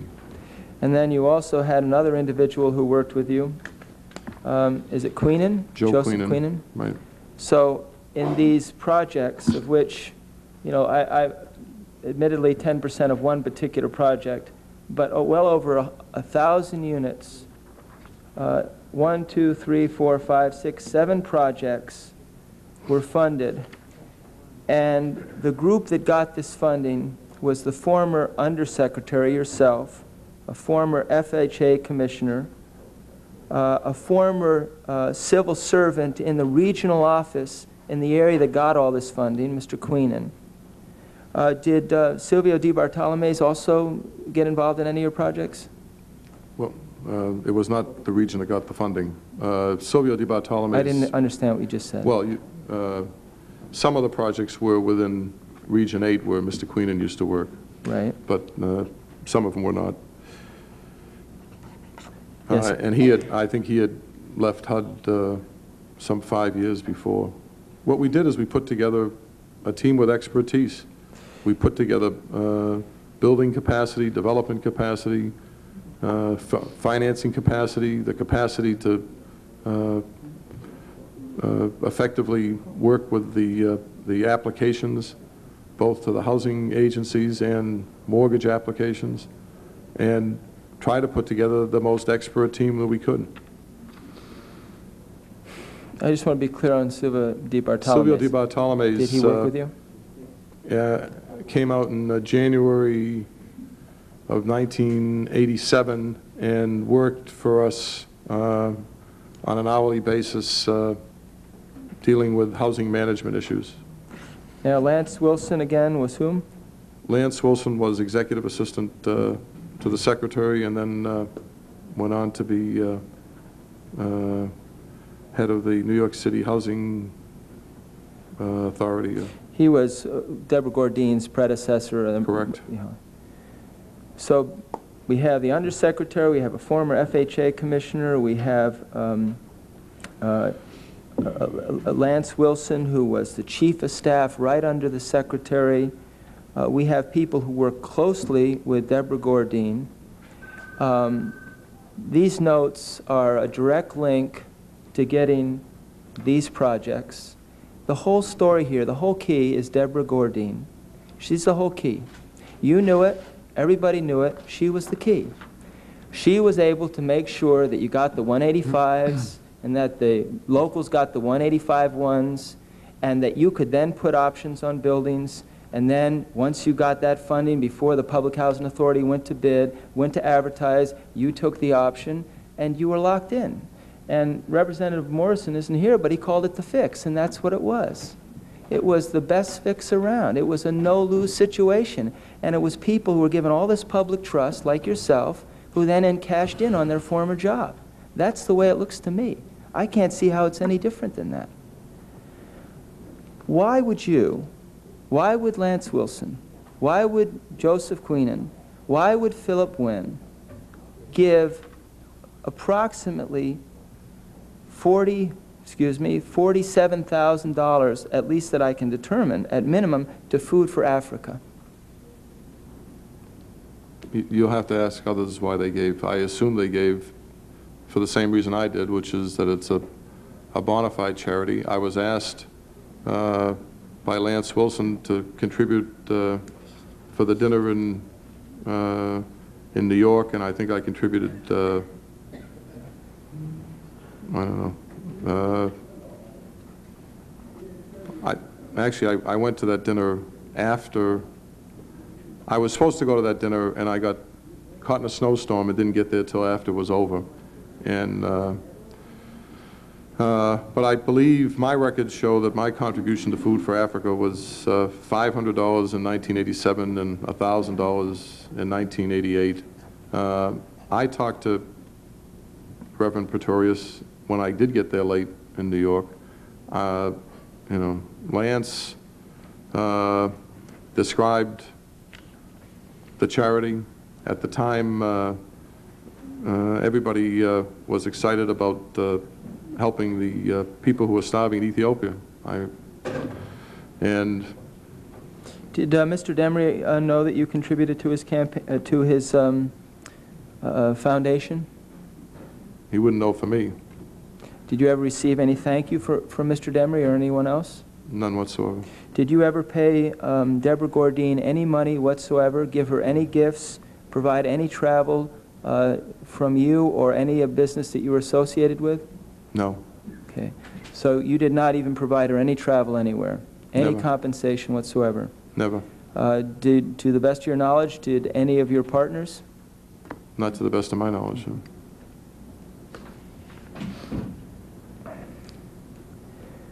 The total number of projects was close to, there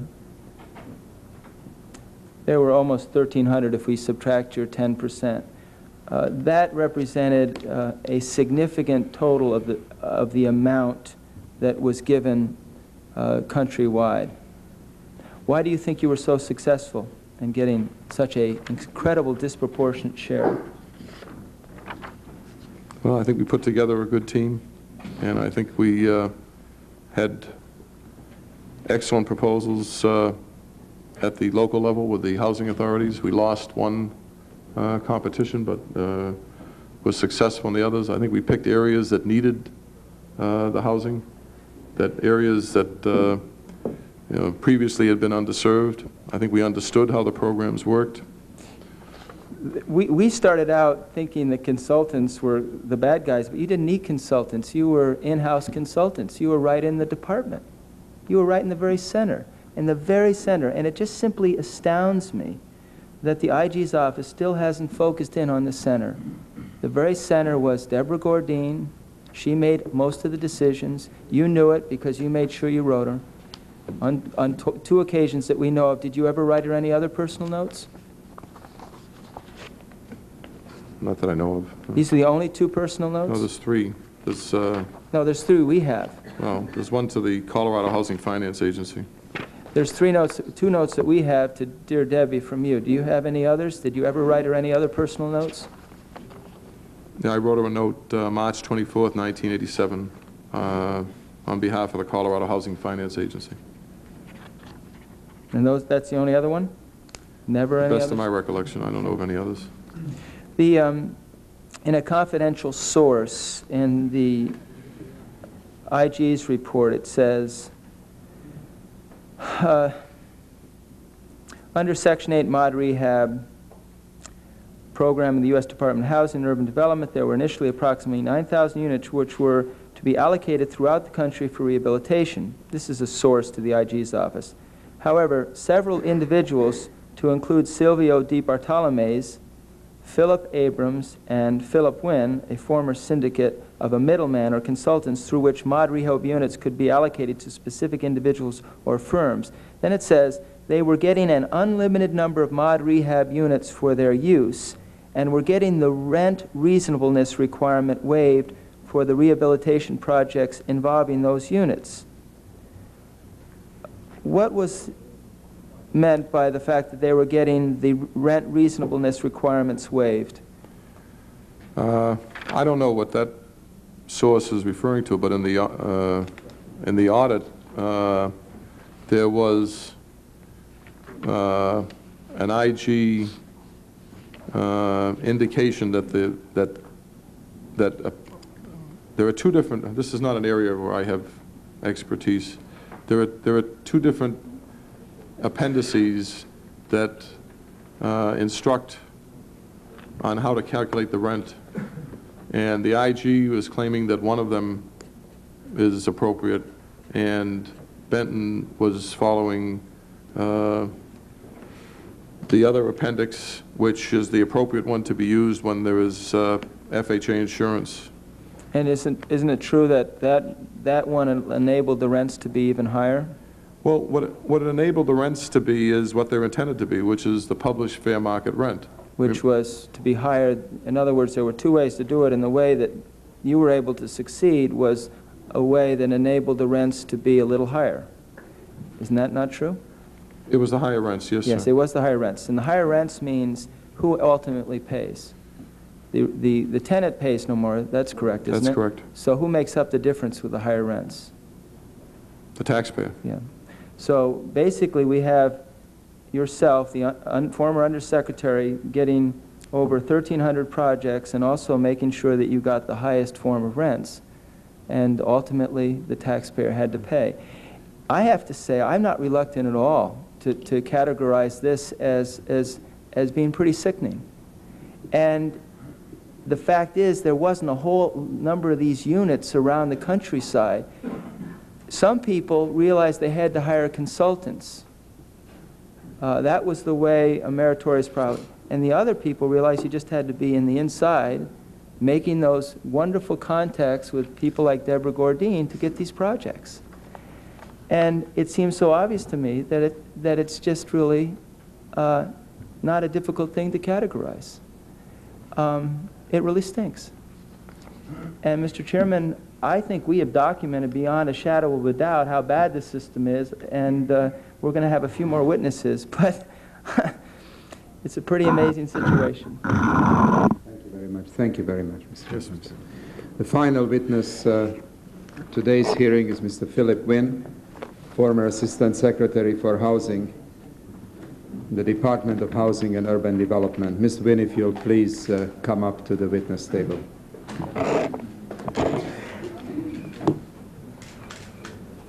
Raise your right hand, please. You swear to tell the truth, the whole truth, and nothing but the truth. Please be seated.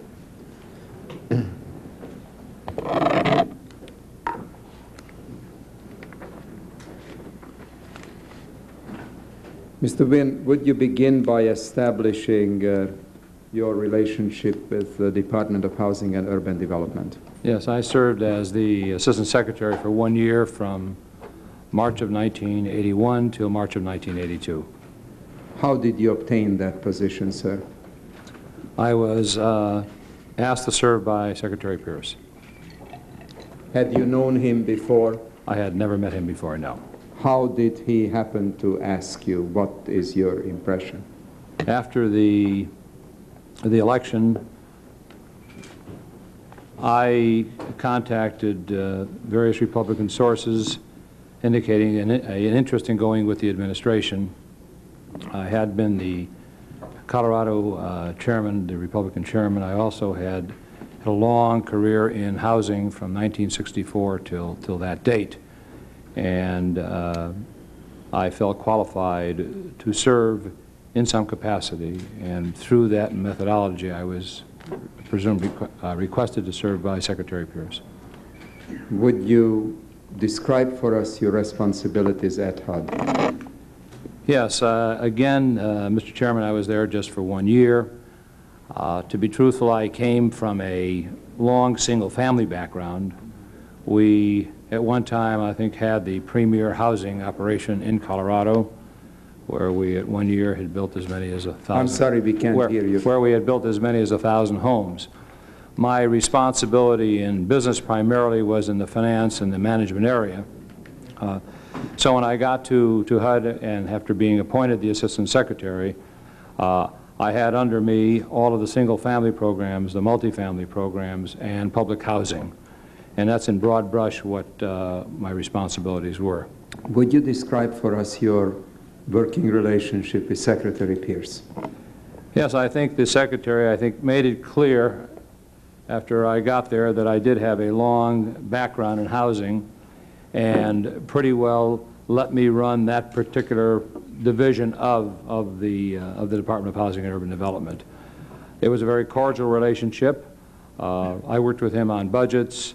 I don't recall, being very honest with you, Mr. Chairman, of any problems that I presented to him. I did not meet with him very often. How often did you meet with him? My guess would be, I would say, and purely from memory, and this is certainly not exact, and I don't want it to be treated as such, but maybe every 2 to 3 weeks at the maximum. What is your impression of Secretary Pierce's management style? Because I was there just a year, it would be difficult for me to say. I was fortunate. By the way, if I may interrupt you, and I apologize for that, when you sought the assignment, did you make it clear that you intended to stay with HUD only a year? I didn't really discuss how long I would stay. There was no discussion of that particular. What was your intention? At that particular time, I intended to stay for the length of the administration, for the 4 years. 4 or 8 years? Well, let's say 4 years. I certainly would not have committed for 8 years, but right. 4 years. And what made you change your mind after a year? Well, it was a combination of a couple of reasons. Obviously, it wasn't successful, but there was a draft in Colorado to have me go back and run for office. With as unsuccessful as I was at it, obviously the draft wasn't as deep as perhaps I thought it was. And that was the prime reason for my going back. What draft are you talking about? Well, it was a draft there was petitions signed and so on that I should go back and throw my hat in the ring to run for governor. I see. And you did? I went into the Republican convention. There were 4 candidates. You needed 20% of the ballot to go on into the primary. I did qualify along with someone else. However, I made a decision that if I wasn't first, I would withdraw prior to, and so I withdrew at the convention.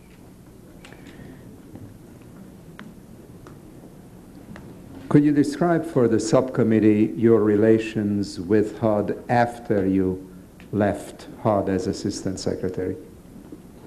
I really had very little relations with the department, very rarely, until we, as a group, decided to pursue and get into, quote-unquote, the mod rehab business, as the previous testimony showed. Now, you're using the term "as a group," and the previous witness raised some mild objections to the use of the phrase "the WIN group." Well, Would you explain? Yes.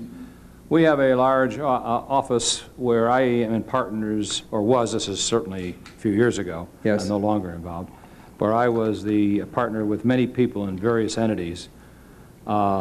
Mr. Chairman, I can't give you the number of entities, and so please don't take it as such, but I could be involved in between 25 and 30 various partnerships.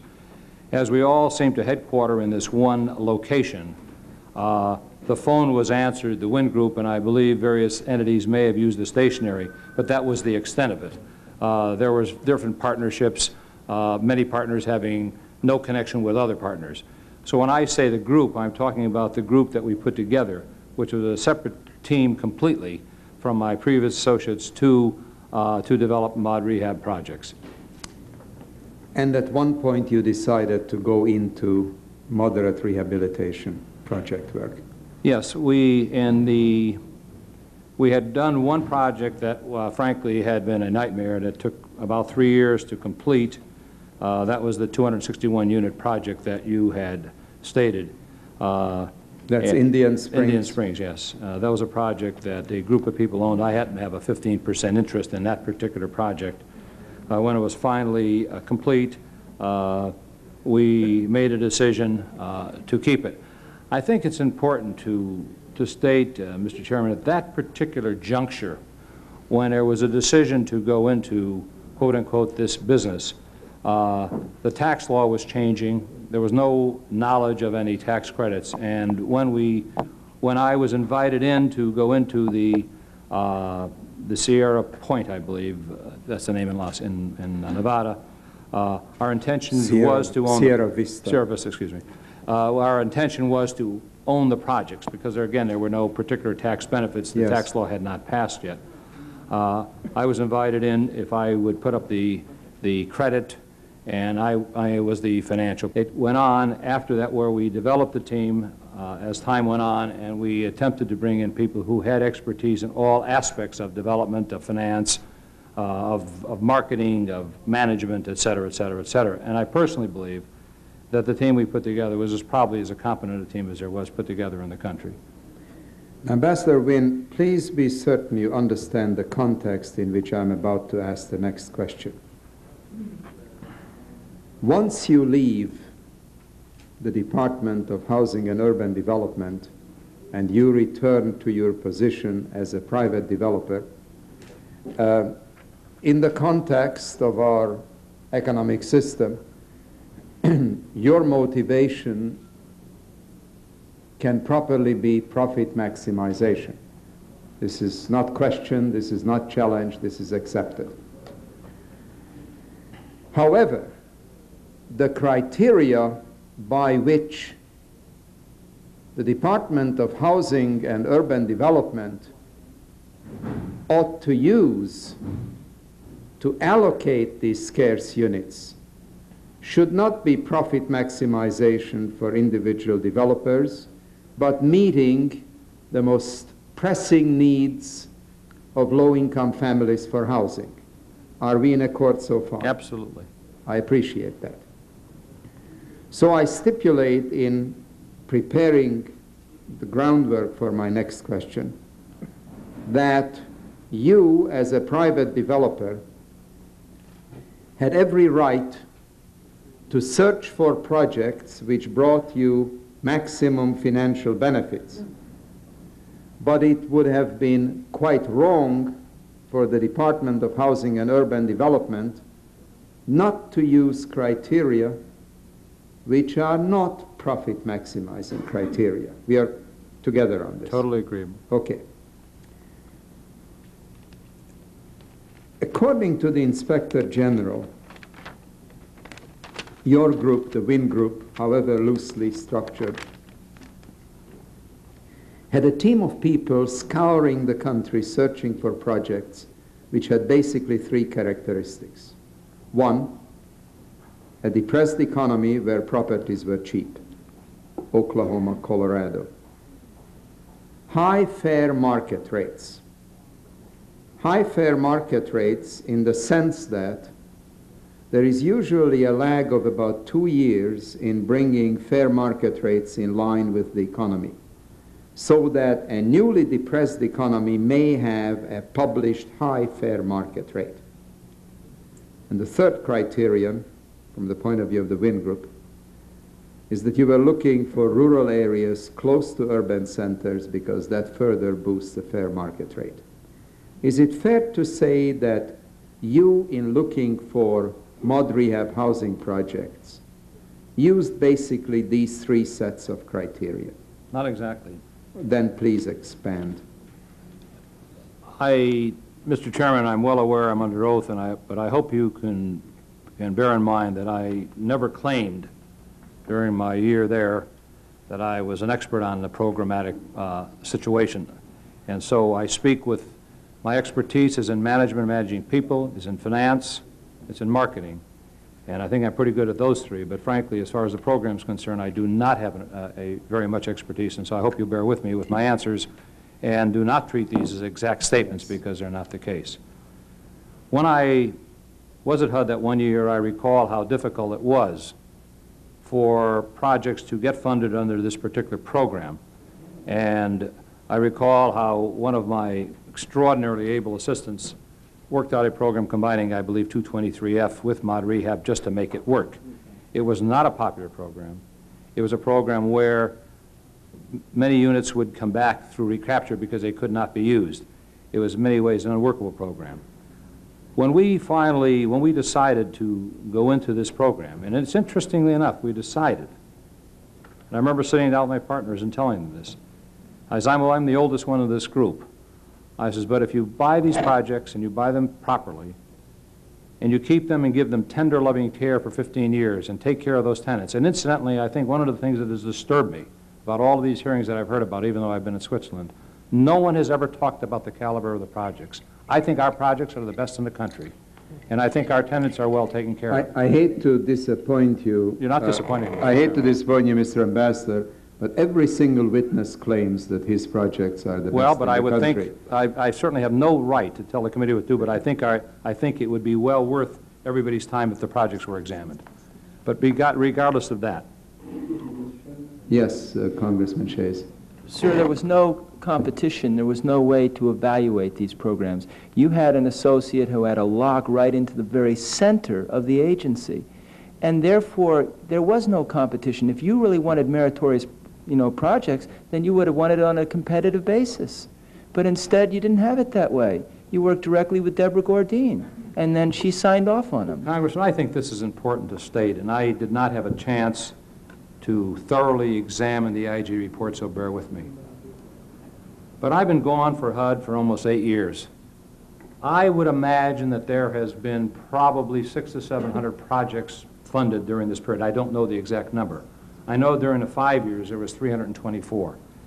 And I would think the 7 projects, which is a very small percentage of the 700, maybe 1%, you would have a chance to compare these projects with all of the other projects that were out there.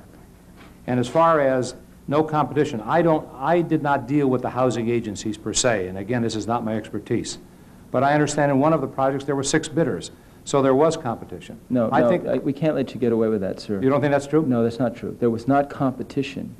You had a number of units here that were locked in.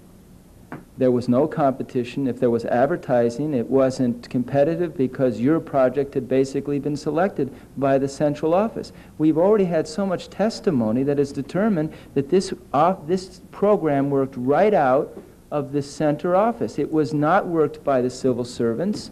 It was not worked in the regional offices. It was worked right under Deborah Gordine. Congressman, I'd like to ask you this question, and I don't, again, claim to be an expert, but in the 3 states, as I stated earlier, I was involved in 7 projects, notwithstanding the fact that the Denver papers had me involved in 30. But that's neither here nor there. 7 projects in that period of time, in a period of almost 8 years. In each state that we were in, there were other developers.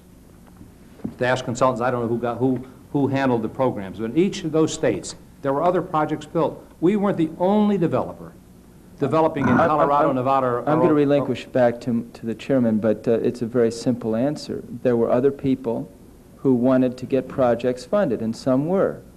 But they had to have an end to the department. Well, that's your statement, Congressman. No, it's not. It's something. I've been sitting through these hearings. I've been here all day. You know, I've listened to one of your partners, and one of your partners didn't follow the regulations and the rules. Which partner was this? Your partner who just preceded you. He didn't follow the rules? He didn't follow the regulations, sir. The regulations were set aside. I don't mean to get in a debate with you. No, well, we won't get in debate, because I'll wait for my turn. But you're really out of touch. I don't think I am out of touch. No, you are out of touch. I have been in business, Congressman, for 25 years. I don't think I have ever had a partner that was as meticulous and as knowledgeable as Mr. Abrams. I seriously question that you're telling me that he didn't follow the rules and regulations. I don't buy that. No, I understand that you haven't been following the hearings, and I understand that somehow you are in the dark to the fact that the IG has pointed out that there were no rules and regulations because they were set aside, and they weren't being followed. And therefore, it became an extraordinary discretionary program run right out of the Secretary's office. But not by my partner. Not by your partner? Well, that's what you... No, of course not. No, he went straight to Deborah Gordine. That wasn't the rule. She had no legal standing to make the decisions, according to the regulations. It didn't follow any orderly process. There was no competition. Excuse me, Mr. Chairman. Well, I don't... Well, I would like to comment on this brief exchange, Mr. Wynne, because I think it's extremely important for you to understand the extensive hearings that this subcommittee has held on this subject, and the evidence which is on the record in many different forms now, and in an undisputed fashion. Let me, for your benefit, quickly review the process as it should have worked. The Public Housing Authority should have gone to HUD and asked for units. HUD should have had an objectively ascertainable mechanism of allocating units on the respective merits of the various projects. When the Public Housing Authority got some units allocated, it should have held not a sham, not a phony, not a make-believe, not a hocus-pocus competition, but a real competition. And then developers, on the basis of real competition, not professional wrestling type competition, but real competition, should have been awarded projects. That's not the way, for instance, the Clark County, Nevada operation ran, that you and your colleague worked on and own or co-own. You found or Mr. Abrams found, or somebody for you found, a project. You optioned it at $10,000. According to the Inspector General, the Nevada Housing Authority was told that if they just apply to HUD here in Washington, they're going to get the units. Then the application was sent in, but a handwritten note was sent in from Mr. Abrams to Debbie Dean saying, give them the units, and she did. And then you got the award. Now this is how it worked. An equally able developer, a young woman, testified a couple of weeks ago that she had a fine project which wasn't being funded until she hired James Watt, who went to Pierce. Then the project got funded. I mean, that's the recurring theme here. And if it is your purpose to prove that that's not the way things worked, you have a tall order, Mr. Ambassador. If you accept as I think the evidence compels you to accept, that as my distinguished Republican colleague from Connecticut indicates, there was no competition. There was discretion on the part of Ms. Dean or Mr. Demery or the secretary, and that's how you folks got all these units. Then we can talk perhaps more expeditiously. So I'll give you another chance to reflect for us what your understanding is of how these units were allocated. We had thought, I know this may surprise you, Mr. Chairman, but Nothing surprises me coming out of this investigation. as far as we were unaware, at least I was until very recently, that the fair share process wasn't being followed. And we thought we were bidding for the discretionary units of the 15%. We also knew, after being involved, that most projects take congressional support and that the developers or other interested parties should write or contact people at HUD. I'm not denying that, sir. I'm not denying that in the least. And that was the way I believe that our group followed the procedures. We would. That's not right at all. In reading. That's not right at all. What in fact happened? Were you aware of the testimony a couple of days ago, Mr. Manafort? I was not. I saw. I was. You have not seen any newspaper account of it either? No, I really haven't. Okay, let me review it for you. There is a town called Upper Deerfield, New Jersey. The mayor of the town, the city officials, the housing officer know nothing about any project being discussed anyplace. Mr. Manafort, his people persuade the New Jersey Housing Authority, the state housing authority, which is a long ways from this small community, to apply. And the New Jersey Housing Authority is told that you're going to get the units. And the witness testified that he got the units. And the whole thing was sealed, signed, and delivered. A phony ad was put into the local paper, misnaming even the town,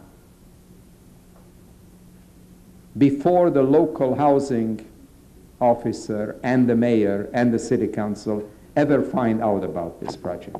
That's the testimony before this subcommittee. In the case of your operations, we have the handwritten notes to Debbie. Now that's not following the rules. Produce the rules, Mr. Wynn, which indicate that the executive assistant to Secretary Pierce should be lobbied by developers to get them the units. There are no such rules. That's contrary to rules. That's the whole conclusion of these hearings. So would you like to restart? Well, from your comments, I think I heard you say, sir, that there was a rule that did not allow individuals to contact the executive assistant. Is that? No, I'm not saying that. I'm saying that there is an orderly process which was not followed. And instead of that orderly process, as Ms. Dean stated to the Wall Street Journal, the program was run in a political manner, and I'm quoting her. That's why you got so many units, not because your projects were so outstanding. Well, that nobody knew how good your projects would be. They may be the best projects in the country, but we know those only afterwards. You got the units because you and Mr. Abrams were high-ranking HUD officials and had political connections, and got to Debbie Dean or others who saw to it that you get the units. Do you deny this? Mr. Chairman, you're under oath, sir. I am under oath, and I'm well aware I'm under oath. I don't think I have to remind you of that, sir. I do not know the inner workings of the department. I have been gone for almost 8 years. There is no question that Debbie Dean was contacted for support of these projects. As far as how the projects were chosen, I heard later there was committees and so on of this nature. I don't know anything about these committees, and I wasn't part of this process. If you say, or Debbie said it was done on political influence, I suppose it was. But frankly, this was not our doing.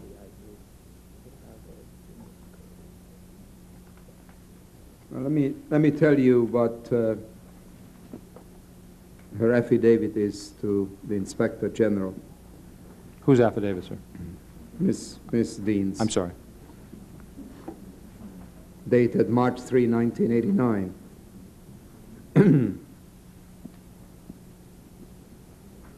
Please listen closely. I'm listening closely. Dean was shown a handwritten letter dated May 10, 1986, addressed to her from Philip Abrams, etc., Colorado, wherein Abrams requested that 160 units of Section 8 moderate rehabilitation funding be awarded to the Clark County Housing Authority, Nevada. Dean states that she could not specifically recall receiving the letter during that time frame, but she would not deny receiving it. She did recall that Abrams during that period wanted 160 units of mod rehab awarded to the Clark County Housing Authority because he had a project, Sierra Point, that he wanted to rehabilitate. Dean advised that in all probability, she did what she could to award the 160 unit as requested by Abrams. That's her testimony to the Inspector General. Do you dispute it? I have no reason to dispute it. Ms. Dean said it. I presume it's the case. Why would I dispute it, sir? Excuse me? Why? There was no reason for me to dispute the statement. Ms. Dean made it. I'm not disputing it, no. Well, you apparently gave the impression to both my colleague and me that you are operating under the assumption that this was a bona fide competitive selection process, that you followed the rules and that's how you got the units. Is that still your testimony, Mr. Wynn? What I am saying, sir, is that I don't think that my associates, who, by the way, dealt with the housing authorities, I did not, I don't believe that my associates violated any rules and regulations. Maybe there were no rules, and maybe there were no regulations. I think, sir, we're on different tracks. All I'm saying is that I don't believe that my partners willfully disregarded any rules or regulations in this process. But as I stated a moment ago, perhaps there were no rules and regulations. Perhaps the selection criteria was done without those. But I'm bringing out is I don't believe that that is my partner's fault on this. We're not the ones that chose the projects or chose the public housing authorities. We did apply, and we did contact. Nobody's questioning that. I'm not denying that, sir. You used your influence, and your influence was sufficient for the units to be awarded to you. That's the issue. Do you deny that? Certainly from all of the testimony that you have stated, it may very well be the case. But my point being, sir, is that when we option properties, and we try to find the properties that would fit in the certain parts of the country, and we worked with the public housing authorities, believe me when I say this, we willfully did not violate any rules and regulations. That's all I am saying. And I'm not denying that we have contacted Deborah Dean in regard to the acquisition of these units for the housing on behalf of the housing authorities. I'm not arguing that. Mr. Wynn, may I take you back to my original question? I indicated that according to the Inspector General, your group had 3 criteria in designating projects, finding projects, and I listed those. You haven't yet completed your answer. We looked for projects in depressed areas because we have found that in this industry, it's a very cyclical industry. We bought projects that perhaps would have cost double that 3 or 4 years before. By buying them at those particular prices, we then were able to rehab them substantially because there was only so much you could pay for a unit, including the rehabilitation. We did go into areas of this nature. there's no question, Oklahoma and Colorado. Would you agree that depressed areas may not be the areas which most desperately needed low-cost subsidized housing? I can't, sir, agree or disagree. I do know this, that in the areas that we concentrated in, being in Oklahoma and Colorado, there were long waiting lists, and I believe that there was a dramatic need for housing. Now, there may have been need elsewhere, but as we get into areas that are, as we say on the real estate market, that are hot, you can't buy the projects and make them work between what you pay and what you rehab. And so I think it's not only a matter, I think there's a need, unfortunately, Congressman, as we know, there's a dramatic need all over the country for rehabilitation. But I can't really say in all candor, sir, that there is a greater need or a lesser need in the states that we concentrated than others. I don't know that. Well, you can't, but you agree that in point of fact, given the tremendous variety of conditions that prevail in the 50 states, the likelihood is that some areas have a greater need and other areas have a lesser need. Absolutely correct. You Yes, sir. stipulate I that. certainly do. You also stipulate that you were looking in areas where housing markets were depressed, Yes, sir. where relatively high fair market rates prevail, because there is a 2-year time lag in adjusting those to the depressed conditions. Do you agree with that? I didn't realize, sir, until your comment that there was a 2-year time lag. I did But not you know. recognize that there is a time lag. I presume you're doing census work, you can't do it every 5 minutes. That's right. There has to be a So there time is a lag. time lag. Yes, agreed. So if you select projects in areas of this kind, those are likely to be the most profitable projects. Isn't that true, from the point of view of the developer? Well, as an example, the Las Vegas market is not a depressed market, and we went into there. As far as, first of all, it's a matter of making the numbers work, sir. And there were certain areas, if you look at the FMR, the fair market rents, that the numbers just wouldn't work. If you put the amount of rehab in, tying it into the interest rates and so on and so forth, they wouldn't work. I would have to But say... in some areas, they barely work, and in other areas, they work very well. Yes, I agree, And sir. you, as a good businessman, went for the areas where they worked very well. Well, that is true probably. That may be stated. However, I did know, because I have been involved in both of the states of Oklahoma and Colorado, I was knowledgeable. I have had other properties in those states, substantial amount of properties in both of those states.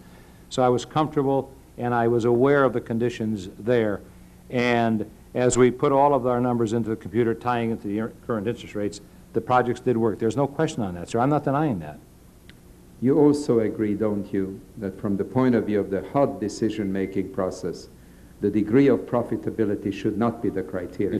There should be no, that should not be part of the criteria. But I certainly want to say this on the record, Mr. Chairman, that I have nothing, I had no knowledge of the whole process of the choosing of the projects under the PHAs. And I want to make that very clear. You did.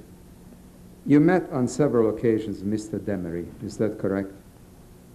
As far as Mr. Demery, our relationship, as the previous testimony showed, he was hired during my tenure as the commissioner as a consultant. When I got there, there was an enormous amount of overhang of inventory of multifamily, and our field offices did not have the expertise, nor did they have the time to properly dispose. And one of my main objectives in getting there was to dispose of inventory. He was one of the people that was hired.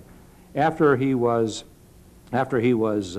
chosen as the secretary, assistant secretary, I have met him on a few occasions. I really cannot tell you how many, but they were really not numerous. I recall a breakfast and I recall a dinner, and I really don't recall a lot more. I did see him at 2 Food for Africa events that were mentioned in the previous questioning. How many more times I saw him than that, I really cannot recall, sir. Do you have any idea why there was an inordinate number of phone calls between his office and your group's office? No, I was sitting in the back room, and I was really surprised with the number. But I think, as the previous testimony individual stated, there's a lot of entities in our operation, and there's also a lot of individuals in his suite.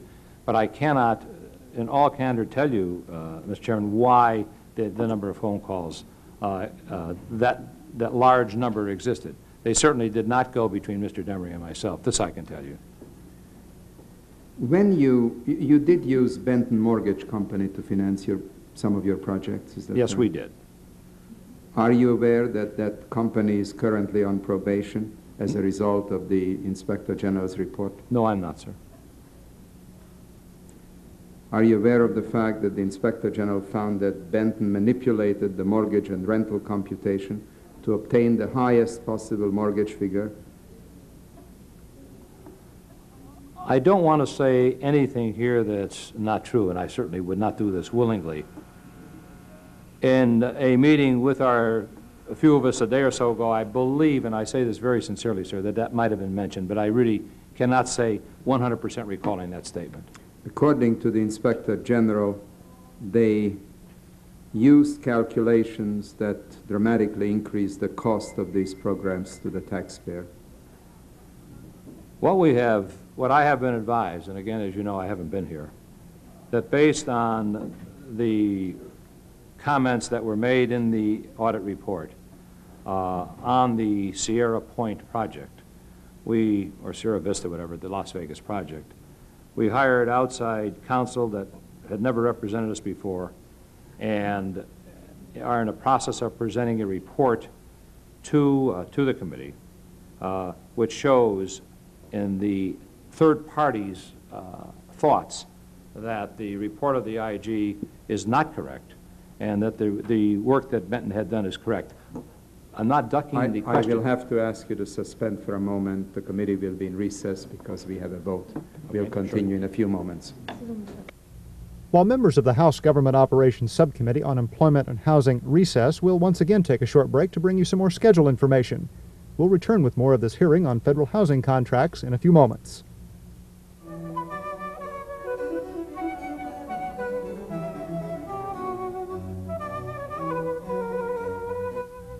Good morning from Washington.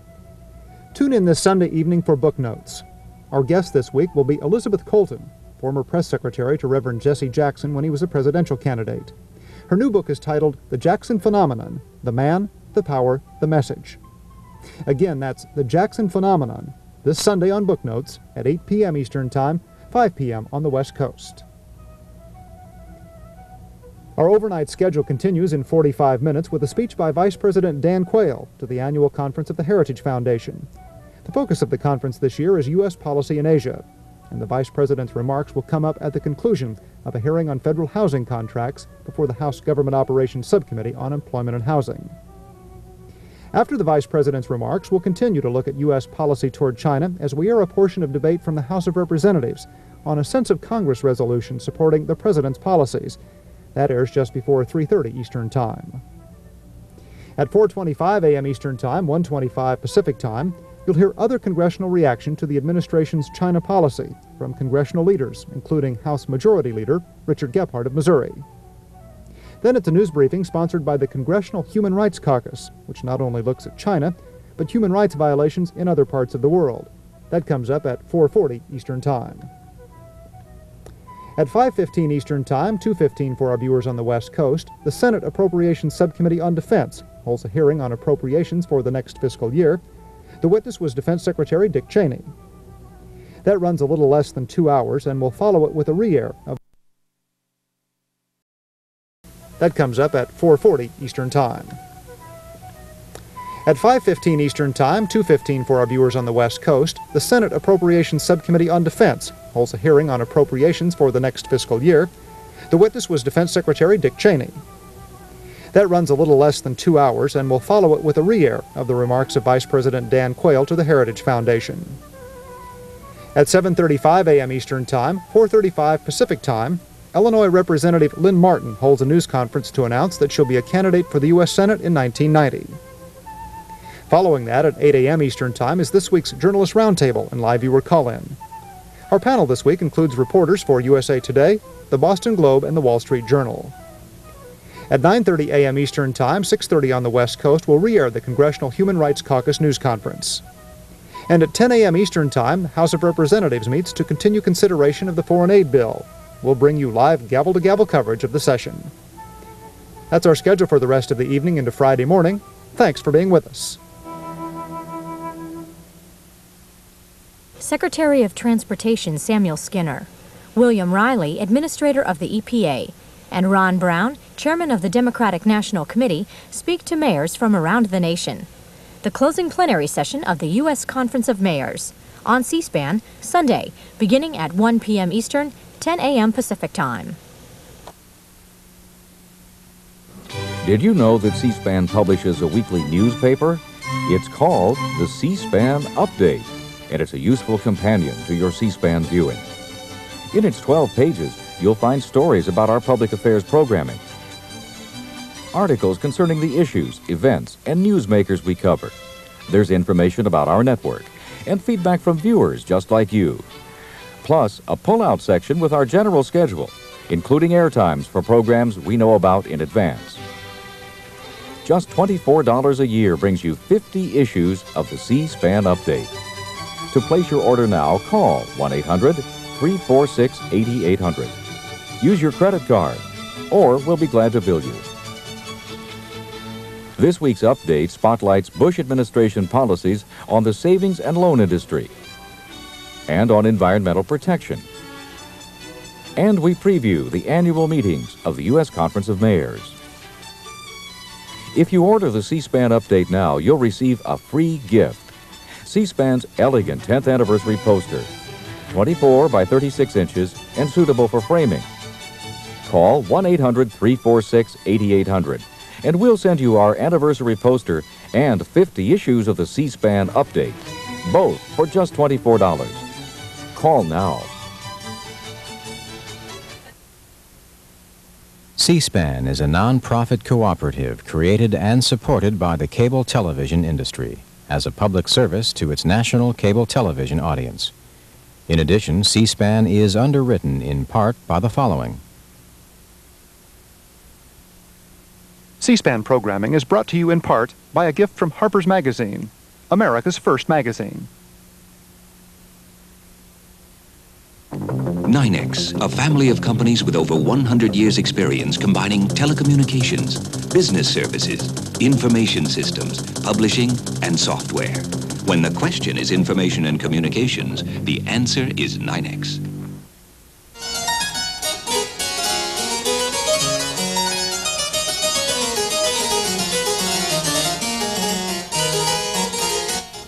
Up next, we return to the Rayburn House office building for the conclusion of our coverage of Thursday's hearing of the House Government Operations Subcommittee on Employment and Housing, which is continuing its investigation into alleged violations of housing regulations in the Department of Housing and Urban Development.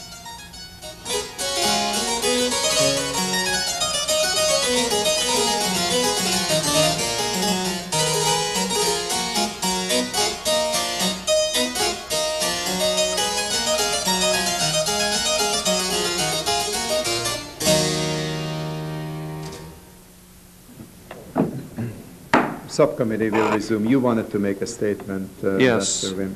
Yes, Mr. Chairman, thank you. I stated something a little incorrectly. We have submitted to HUD, Mr. Schoenberger, our response to the audit in technical detail, and I'm certain that will be presented to the committee or we can present it. It has been reviewed by the outside counsel, but I stated it was signed by outside counsel. Actually, it was signed by our counsel. I just wanted to clarify that inaccurate statement I made.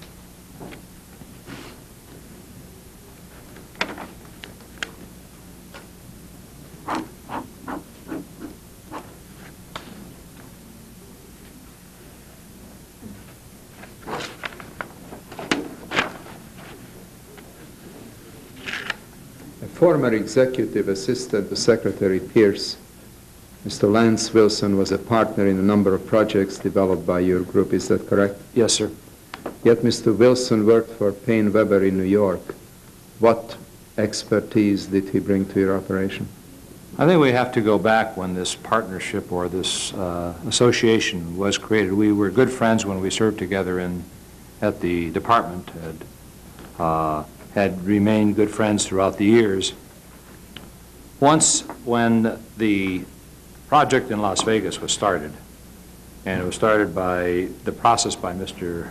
Abrams and Mr. Queenan, it was determined at that time, we must remember, we go back, that there were no tax credits, and the tax law, this is in '86 when no one knew what would happen to depreciation and what have you. I think we have to really look what the situation was at that particular time.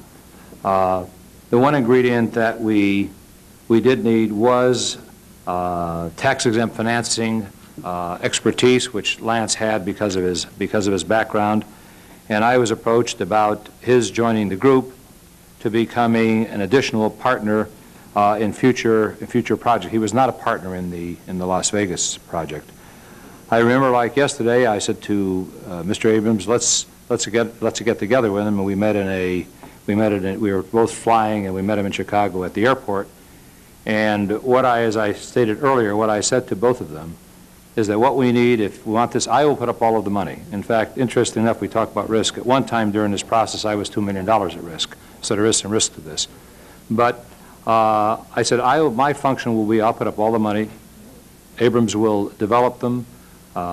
Queenan will work with the housing authorities, the regulations, and so on, and you will handle the financing as far as the tax-exempt matter is concerned. I then said, and I remember this very distinctly, I said, I'm close to retirement. You all have young children. I said, you've got to remember that it'll be a long time out of cash flow before I get paid back. I'm willing to advance it, but you're going to hold these projects for 15 years. The tax credits came later, long after this discussion, and frankly, after some of these projects were in the pipeline. And so we went in, and that was his role. He also knew the HUD rules and regulations because I think his previous testimony, knowing those rules and regulations, which I don't, and I think I've stated it very sincerely and honestly, that's not my expertise. And so he became, I think we agreed that we would do any number of deals with him for 1 year and then take a look at it. And I may be in error in that statement because I'm trying to recall our discussion. But that's how he became. Didn't Mr. Queenan work with you also? Yes, Mr. Queenan was the fourth partner, yes, sir. Yeah. But at that he knew particular all meeting, the rules and regulations. I mean, what was Mr. Lance Wilson's specific role? Specifically was to provide the financial expertise as far as tax-exempt financing is concerned. He also had knowledge, as Abrams did, and as Queenan did, of the rules and regulations. And as we know, there are times when it's difficult to work the process. Many projects have never got funded because of the intricacies of the process. And that basically, when we met, we said, we'll do a number of projects, we'll keep them, we'll manage them, we'll give them tender loving care. Any cash flow, I would have to be paid back for my investment because these things do take investment to the principal who puts up the money. And that basically was his role. And so he became a partner in that operation on those particular jobs for that particular time. Mr. Joe Queenan and Ronnie Mahan, they also worked with you. Actually, did they act as liaison with Benton? Yes, they did. They received a finder's fee of 1% of the mortgage? Pardon me? Did they receive a finder's fee? I'm not certain, Mr. Chairman, and we can advise you on this, but I'm not certain if Mahan received it or Queenan received it. And you'll have to bear with me because I don't know. You will submit that for the record? Yes, sir. Isn't it extremely unusual for the loan correspondent and the mortgager to be in the same office? Well, that was the business, basically. Queenan and Mahan, I represented builders and developers all over the country. I don't know how many projects they did, but they did. That was what they did for a living. And so I didn't see anything particularly unusual on this. And again, I can't swear to this, but I believe that this matter was brought to the attention of HUD. And I don't want to say that in testimony because I'm not certain that was the case. And there was nothing irregular about the way they handled their affairs. Should it have been brought to the attention of HUD? I believe that HUD was well aware of this, and I believe it wasn't. But please don't hold me to this, sir, because I don't know if that's the case. You will submit the answer in writing. Yes. Congressman Weiss. Thank you very much, Mr. Chairman. Mr. Ambassador, you've just repeated again the fact that you were not really familiar with the rules and regulations regarding the various programs that you invested in. I don't know if you've given this answer before, but I didn't hear it. What was your business interest before you went with HUD in 1981? From 1964 to 1976, I was involved in a large single-family home building operation. We sold a firm in 1971, and then I stayed with the firm that we sold to for 5 more years. Right. My field of expertise, again, was in finance, where I've served on many boards, including national boards, marketing, and management. That's what I did then. When we left in 1976, I had a 2-year non-compete. Right. And so at that particular point, I worked for various builders and developers, starting them in business. We did buy projects, not HUD projects, but we did buy apartment projects, remodeled them, renovated them, and I became, if I may say so, because of my marketing background, quite proficient at that. We did a large amount of land development. Also, I might add, in the Washington area here, that one of my partners, and again, these are partners not the ones that I've referred to in this testimony as far as the mod rehab partners. These are other partners. So to answer your question directly, prior to going with HUD, I had a vast single-family and financial market. And I might add, and I don't mean to pat myself on the back, but when I got the HUD, as you recall, the commissioner set the rate, which was a very tenuous, difficult position to be in when interest rates were flying. And I think if you check back, you'll find that my office did not make one mistake during that very, very difficult period. And frankly, while at HUD, I concentrated very heavily on the single-family programs to keep the builders alive. Okay. Now, when you entered the department in March of 1981, what was your title? What was your role? I was Assistant Secretary for Housing and Federal Housing Commissioner. And in that capacity, what were your responsibilities? Well, I had the responsibility of all of the multifamily and the single family and public housing. That's a broad responsibility. Yes. Since that time, they've spun off the public housing, I believe, to another assistant secretariat. No, but at the time that you were there, you had... I had public housing, yes. You had responsibility. And at that time, were you familiar with the regulations involving public housing? I really was not, because when I got the HUD, as I stated earlier, Congressman, I got there with a vast background in single-family development, land development, design, finance, etc. But I had never been in that. I was not aware of the whole background of public housing or of facultative Section 8, to be honest with you. But I was very lucky, I guess, because while we all know there's been an enormous brain drain out of HUD, when I got there, I inherited some extraordinary, talented public servants and worked with them very closely. Well, what I'd like to know, I guess, really is, what did your job entail? What did you do? What did I do all day? Well, Yeah. as I told you, number one, I certainly worked setting the single-family rate. Meeting with builders, we came up, as I recall, with the 3-2-1 buy-down in order to keep the single-family first-time home buyer, who I've always felt there was two clients of HUD, and the single-family first-time home buyer being one of them. In addition to that, we came up with the rental rehab program while I was there. As you know, we had vast amount of thoughts, but we came up with an extension of the voucher certificate program, which took a lot of doing. When I got there, there also was a tremendous overhang of multifamily properties, and I took especially interest in that because that was a business I was in. And I hired these consultants all over the country. The chairman had asked about, or maybe Congressman Shays asked about Demery. He was one of them. I did that in the year I was there. I also worked with the public housing authorities that had problems. I remember distinctly some unpleasantries with the Chicago public housing, where I went out and tried to make some rhyme or reason out of that. In addition to that, I got wind of the fact that there were properties being sold where, in my opinion, phony second mortgages would be created to the buyer so he could have vast amount of depreciation. And I put a rule in at a certain juncture, maybe after 6 months, that every single transfer I had to personally approve of. That created a lot of havoc in the industry, but I was concerned with unfair tax advantages being taken by buyers from one property to the other with large second mortgages. In those days, the whole law is of course different today, but I did that. Basically, that was, I also had two sensational, talented deputies, and they did other things, but I might add, Congressman, that may not seem like a lot, but in that year, the days would start early and end very, very late. I don't think I could have done any more. And I left with a very satisfying feeling as to what I had attempted to do during that 1 year I was there. Right. Now, the year that you were there was really the very onset of the Reagan administration. That's correct, sir. And I listened with interest to your defense of the various programs and projects that you had worked on in your business capacity after you left HUD, and how you were upset that not enough credit had been given to the caliber and quality of the housing that you provided.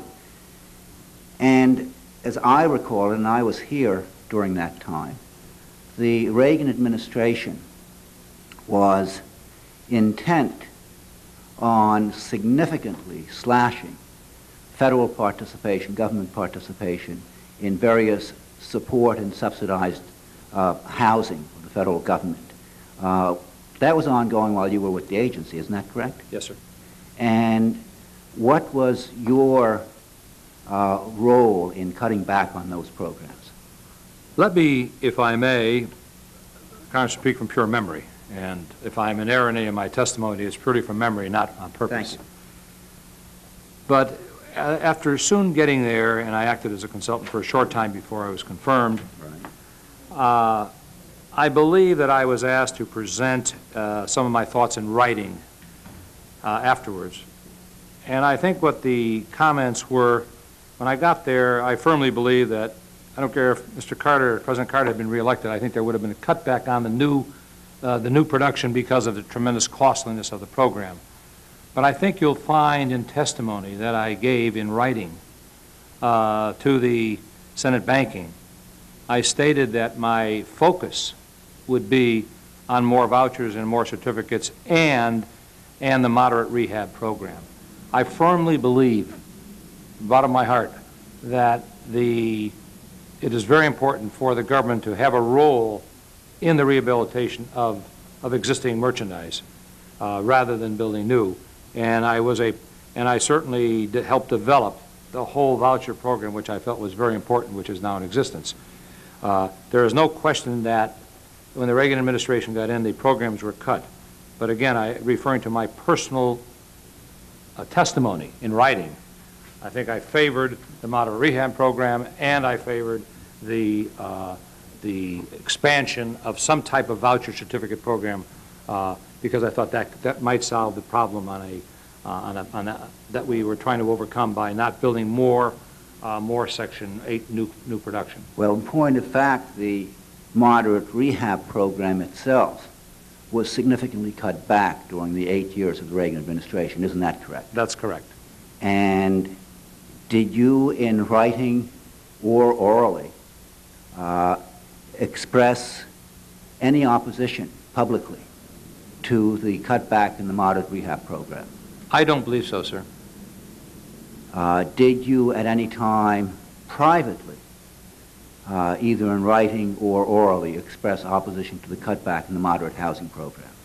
Well, I never expressed any opposition, but I think we have to go back to that year where the program had to be restructured. And as I recall, a very able assistant that had been with the department for years, Mr. Hips, developed the program, as I mentioned earlier, I think when you were not here, sir, combining 223F with the mod rehab program. I remember very distinctly that there was no demand for this, great demand for this program under its old, the way it was set up before I got there. Now, I'm not going to take the credit for changing it, but the fact is that during the year I was there, it was changed to make the program workable. How many units of moderate rehab housing were funded by the federal government as of 1980, and how many were funded as of 1986? Sir, I haven't the slightest idea. I really don't know. What was the reduction between the beginning of 1981 and the end of 1981?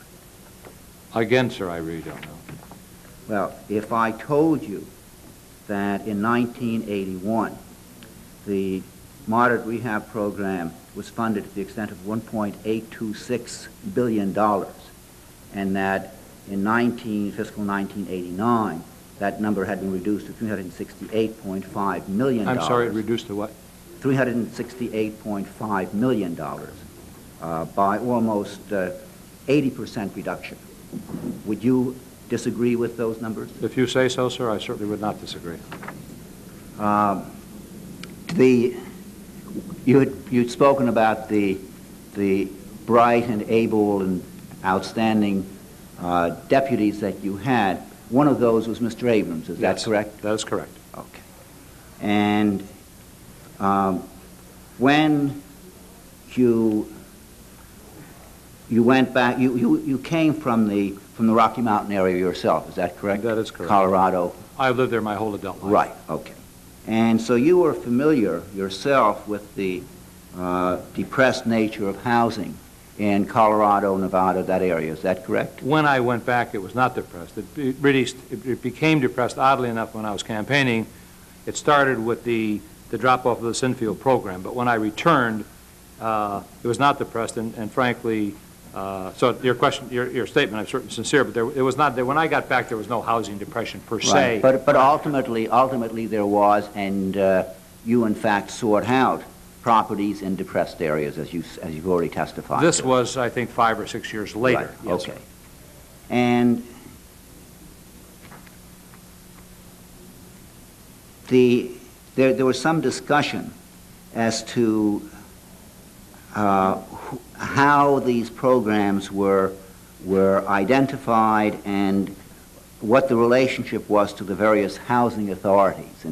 And you agree, do you not, that in fact your company, the instance of your company, it was your partners, if not you yourself, who brought the attention of properties to the housing authorities involved. Is that correct? That is true, sir. Right. And you'd agree with Mr. Abrams' statement when he said a little bit ago when he testified that in regard to the Nevada project, the Clark County Housing Authority people didn't even know that the program, the moderate rehab housing program, even existed. That's true. I mean, that's what was told of me. I did not. Right. I did not meet the authorities till way later, so I can't tell you that was stated then. But I have been told by my associates that they had they did not even know it existed. That's correct. Right. It was you as the developer, that is your outfit as the developer, who brought it to their attention, and in essence, then must have told them, wouldn't you think logically, that if in fact you make an application, we can give you a pretty good chance at getting those approved. Isn't that right? I don't think that is, Congressman. I did not attend to begin with the meeting, the original meetings with Mr. Cottrell of the Housing Authority. Right. I was interesting to note in his, I believe, testimony in the IG report, he gives Senator Hecht credit for the project being funded or for the units being delivered to Nevada. I will say this, and let me stop you okay. there. Did your partnership, did your company reach out to Senator Hecht?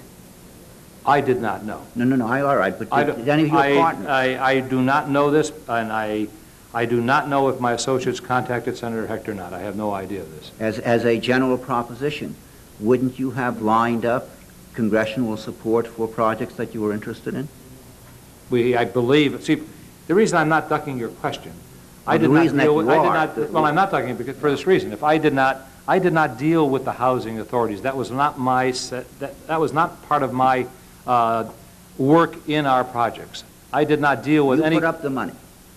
Well, it turned out, to clarify my role, and I think it's important. Yeah, go ahead. Originally, when this whole program began, I was going to either go back to public service or basically start to retire from business and make just private investments. Right. When I was approached to go into this particular project, I was told I could have a percentage of it by putting up my credit. Period. There were no tax credits. Who approached you? Mr. Abrams. Pardon? Mr. Abrams. Okay. He had been a consultant in another firm I had in that program, and he had decided to go on his own. And one of the first ventures he did, he found this particular project with Mr. Queenan, and I was invited in subsequently. Right. Now, I have met Mr. Cottrell later. There's never been any discussion, and I met him once or twice. And again, I speak purely from memory because this was not an important thing to me if I met him once or twice. But there was never a discussion by him even indicating, in his opinion, that we were even responsible for getting the units to his particular agency. I would say this. Let me stop and go back to my first question. But I have to answer it, Congressman. I'll give you a chance to respond fully, but to see if we can get the logic of this. Here, Mr. Abrams goes to Mr. Cottrell, brings to his attention a program that Mr. Cottrell doesn't even know exists anymore. And Mr. Cottrell is persuaded by Mr. Abrams that, in fact, the program does exist. He says, we've done the analysis. There's a long waiting list here. We can put this package together. And if you make the application, what happens? Wouldn't you think that Mr. Cottrell would be told that there's a chance of his getting approval for a program that he didn't even know that it existed? I will say something to you, and it may have been once, or may have been 10, or it may have been 100 times. We had continual meetings in our firm. I happen to have a very good reputation, which incidentally has been very sullied by this whole hearing, but that's my problem. And we continually, in discussing this, made it a point that when our people would go to visit a housing authority, absolutely no promises were ever made to them. I believe my partners, Mr. Congressman. I can't, however, I wasn't there. But I really, from the bottom of my heart, feel that our people never indicated to a housing authority that they would get these units. Well, what did they do? Do they just sort of sprinkle into the air to Mr. Cottrell the fact that here's a program that's in existence, and then just on the basis of being informed that there's a program in existence, that the Clark County Housing Authority people would say, hey, that's great, we'd like to apply for it? Is that what you say probably happened? I wasn't there. I can only tell you Is that what you think yes, happened? That is correct. You think that's what happened? Yes. Okay, but now, again, please understand, I was not there. And I want to make that clear. I appreciate that. And now, let me get back to Senator Hecht. Was it the general practice of your partnership, your company, to in fact reach out to members of Congress, of the House of the United States Senate, to in fact persuade or to bring to the attention of the Housing Authority the fact that they ought to be making applications or to support at HUD applications that those housing authorities made? Did you get the congressional delegations involved for your project? Generally, to best of my knowledge, and again, I didn't handle that, and I'm not ducking questions, but I only can answer what I know. But you are ducking the question I am not because you were a tightly knit group that met every day, all day on all of these projects. And the chair is getting sick and tired of hearing that you were not involved, you didn't personally do it, you don't know, you didn't know the rules, you didn't know the regulations. This is getting to be very, very non-plausible. And I think it's extremely important for you to understand that you are under oath, and your constant repetition that you didn't know is not believable. Well, I am well aware, Mr. Chairman, that I'm under oath. I just stated that under our division of duties, I did not handle the housing authorities. To the best of my knowledge, and I wanted to finish my answer if I may, I do not recall any discussion of anybody in our firm ever contacting any congressional authorities. Now, in what context did your group discuss at these many meetings that you were never to tell the housing authority people that you were dealing with that they were making any promises to them? Basically, I tried to, as head of this group, so to speak, because I was the senior, I just wanted all of our transactions to be as clean as they could be. And obviously there could be a perception that promises were made. And I could assure you, again, I wasn't there, but I can assure you, I don't believe that a promise was ever made to any housing authority from members of our firm that they would indeed be funded. What, that there was a good chance that they would be funded. Was that told to them? I don't believe so. I really don't. That they were told, we try to develop. Make your application, and we don't know what will happen to it. Is that what your people said to them? Congressman, my people called on the housing authorities. I think it was excellent marketing to go to housing authorities that had never been funded before. I think that was an excellent idea, frankly. I'm certain the committee disagrees with me, but that was my view. To go to agencies, public housing agencies that never had it. As we well know, and I was in Washington a year, the big states and the big agencies have the expertise and so on. So they went to these agencies. They went to these agencies and they showed them how to prepare the package, which they had not done before. I see nothing immoral, unethical, or illegal about it. Okay. And they did that. But to try to put words in my mouth for you to tell me, no, excuse me, sir, to tell me that I told our people, or our people told me that we would even indicate that they would be getting units, I think is incorrect. Because I don't think as a businessman, I wouldn't allow that. I'm trying to understand what transpired. Thank you very much, Mr. Chairman. We'll recess for 5 minutes.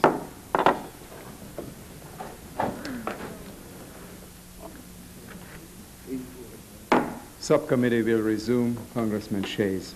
Thank you. Ambassador, we'll get you out of here real soon. I have a few questions. You were Assistant Secretary of FHA for 1 year, and I know that you said that you didn't pay much attention to the mod rehab program, but you still were, in fact, the commissioner that year, and you did have to sign off on rehab units. Isn't that correct? I believe so, yes, sir. Well, it's to say you believe so boggles my mind. That was one of your job assignments. Well, I think if we, and I'm speaking again, Congressman, and please bear with me for memory, but when I got there in 1981, the whole program was, and I didn't say I had nothing to do with the mod rehab program. I want to clarify that statement if you misinterpreted my statement. Well, I know you had something to do with mod rehab because you were the FHA commissioner. No, but I think you just said that I said I had nothing to do with it. What I stated, sir, if I may, or what I may say, is when I got there in 1981, it was on a fair share program going out to the field. The discretionary units that were left had been sent out to the various PHAs by the previous administration. So the first year there was no discretionary power on my part. At the end of the fiscal year, as I don't know if you were in Congress then, Congressman, but in those years we were on a continuing resolution, as I recall. And it went on from month to month, and there may have been a discretionary amount somewhere prior to March when I left. Excuse me, sir, I truthfully do not recall getting any requests for discretionary units during my tenure at HUD. Also, as I stated, that the program had a great amount of problems in working, and thanks to one of my general deputies, we redid the program, combining 223F and mod rehab to make it work. And that's what I said, Congressman. So I didn't indicate I had nothing to do with it. No. We're not going to leave this until I'm comfortable at least with this. Are you saying to me that you did not sign off on any mod rehab programs? I am saying to you, sir, that I do not recall what I signed and what I didn't sign. Obviously, if it was the duty of the commissioner to sign, I must have signed. But I'm well aware that I'm under oath, and I can't recall 8 years ago what I signed and what I didn't sign. However, I think I was there all of the time, and if it was necessary or proper for the commissioner to sign off as the units went out to the field, I certainly did. But I can't recall specifically signing these particular forms. I'm not denying it, Congressman, in the least, and I want to make that very clear. There's probably a lot of forms that I did sign that I just don't recall. 85% was out into the field. 15% was discretionary. It was gone when I got there. There was no discretionary when I got there. You're saying the previous administration had sent out all of the units. And you weren't there for the next cycle? No, I didn't say that, sir. What I said was on the next cycle, in October, if memory serves me correctly, we're under continuing resolution. And so there'd be X amount every month. There may have been a period prior to my leaving on March 10th, 1982, where there was some discretionary funding. Under oath, I will tell you, I don't recall ever being contacted by PHAs or developers or congressmen or senators and so on as far as those discretionary units are concerned. I stated earlier the reason for that. It was not a popular program until the change was made with the 223F combining with mod rehab. Now, for the testimony, we may have received requests. I just don't recall it, and I don't believe I did. Is it your testimony that you never had a developer to talk to you about any mod rehab programs? During that year, I don't believe so. But I want to make it very clear, I can't guarantee that because I just don't remember. No, and the last thing in the world I'm going to do is perjure for no reason. Do I remember a developer coming in to see me on mod rehab? Under oath, I say I do not recall that. That does not mean I didn't get somebody come in, but I just don't recall it, Congressman. It's just extraordinary that in only a year's time, one of your major jobs is mod rehab. One of my major jobs? One of your major... I listed about 8 things that I consider as my major job. That was not one of my major jobs. It was someone else's job then, huh? No, but it wasn't a major one. What? It was a minor job? Congress, when I got there, I just stated earlier, all of the discretionary units...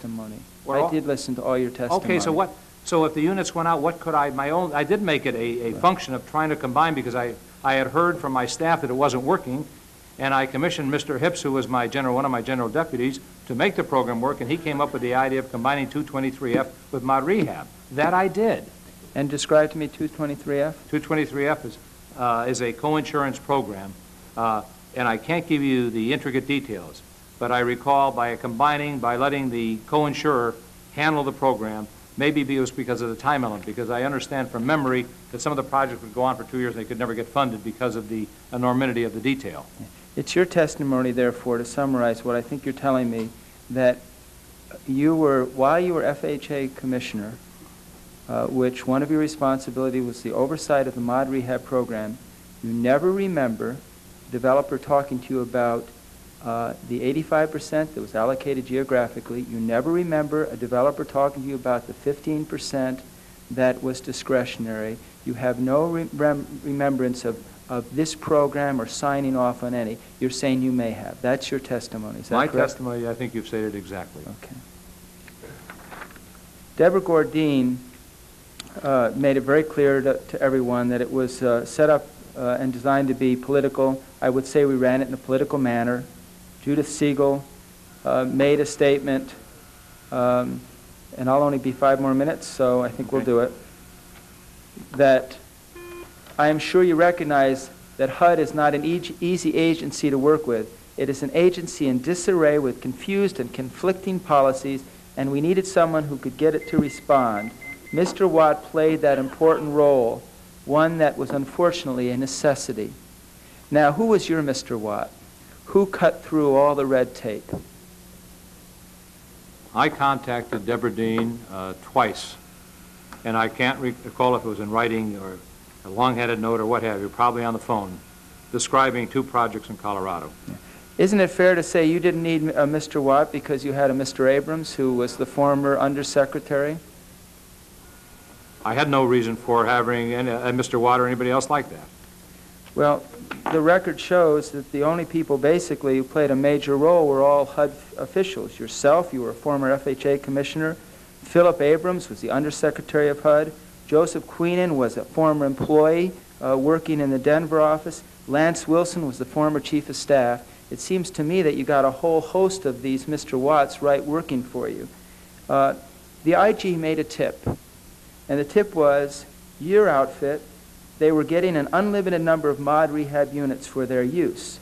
Now, I can only concur that your Mr. Watt was these individuals I mentioned, direct tie-in with Deborah Gordine. And then I look at the units, and I look and see that Rolling Green, 1986, 166 units.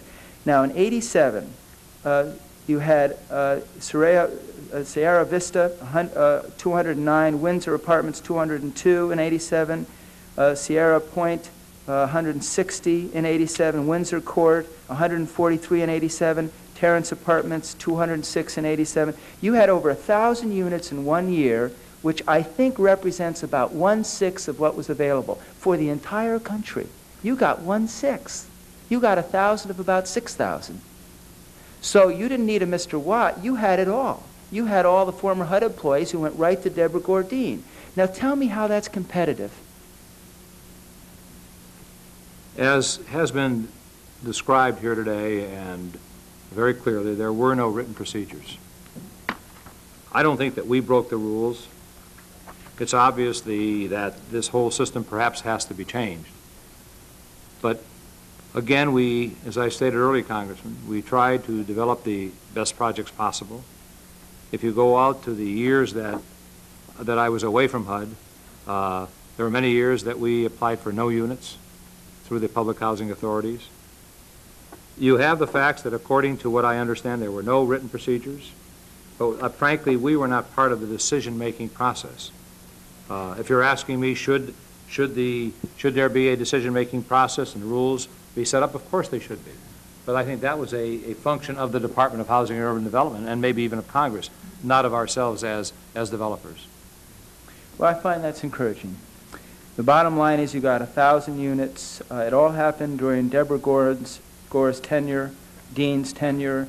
It happened with notes personally directed to her, and it clearly wasn't competitive at all. Thank you, sir. Congressman Weiss? Thank you, Mr. Chairman. Thank you very much, Mr. Wynn. Hearing is adjourned. Thank you.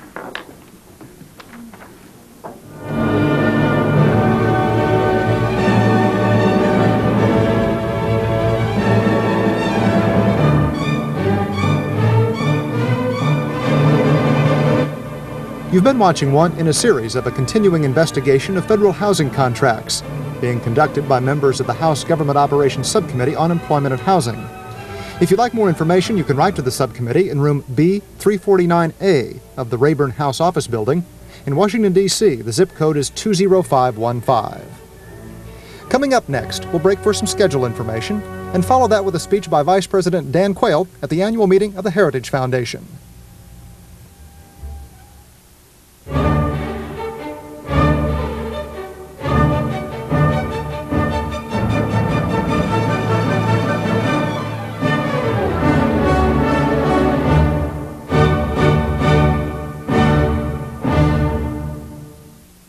C-SPAN's public affairs programming is now broadcast around the globe via the WorldNet system. Viewers outside of the United States seeking more information about the C-SPAN network should write to us at C-SPAN World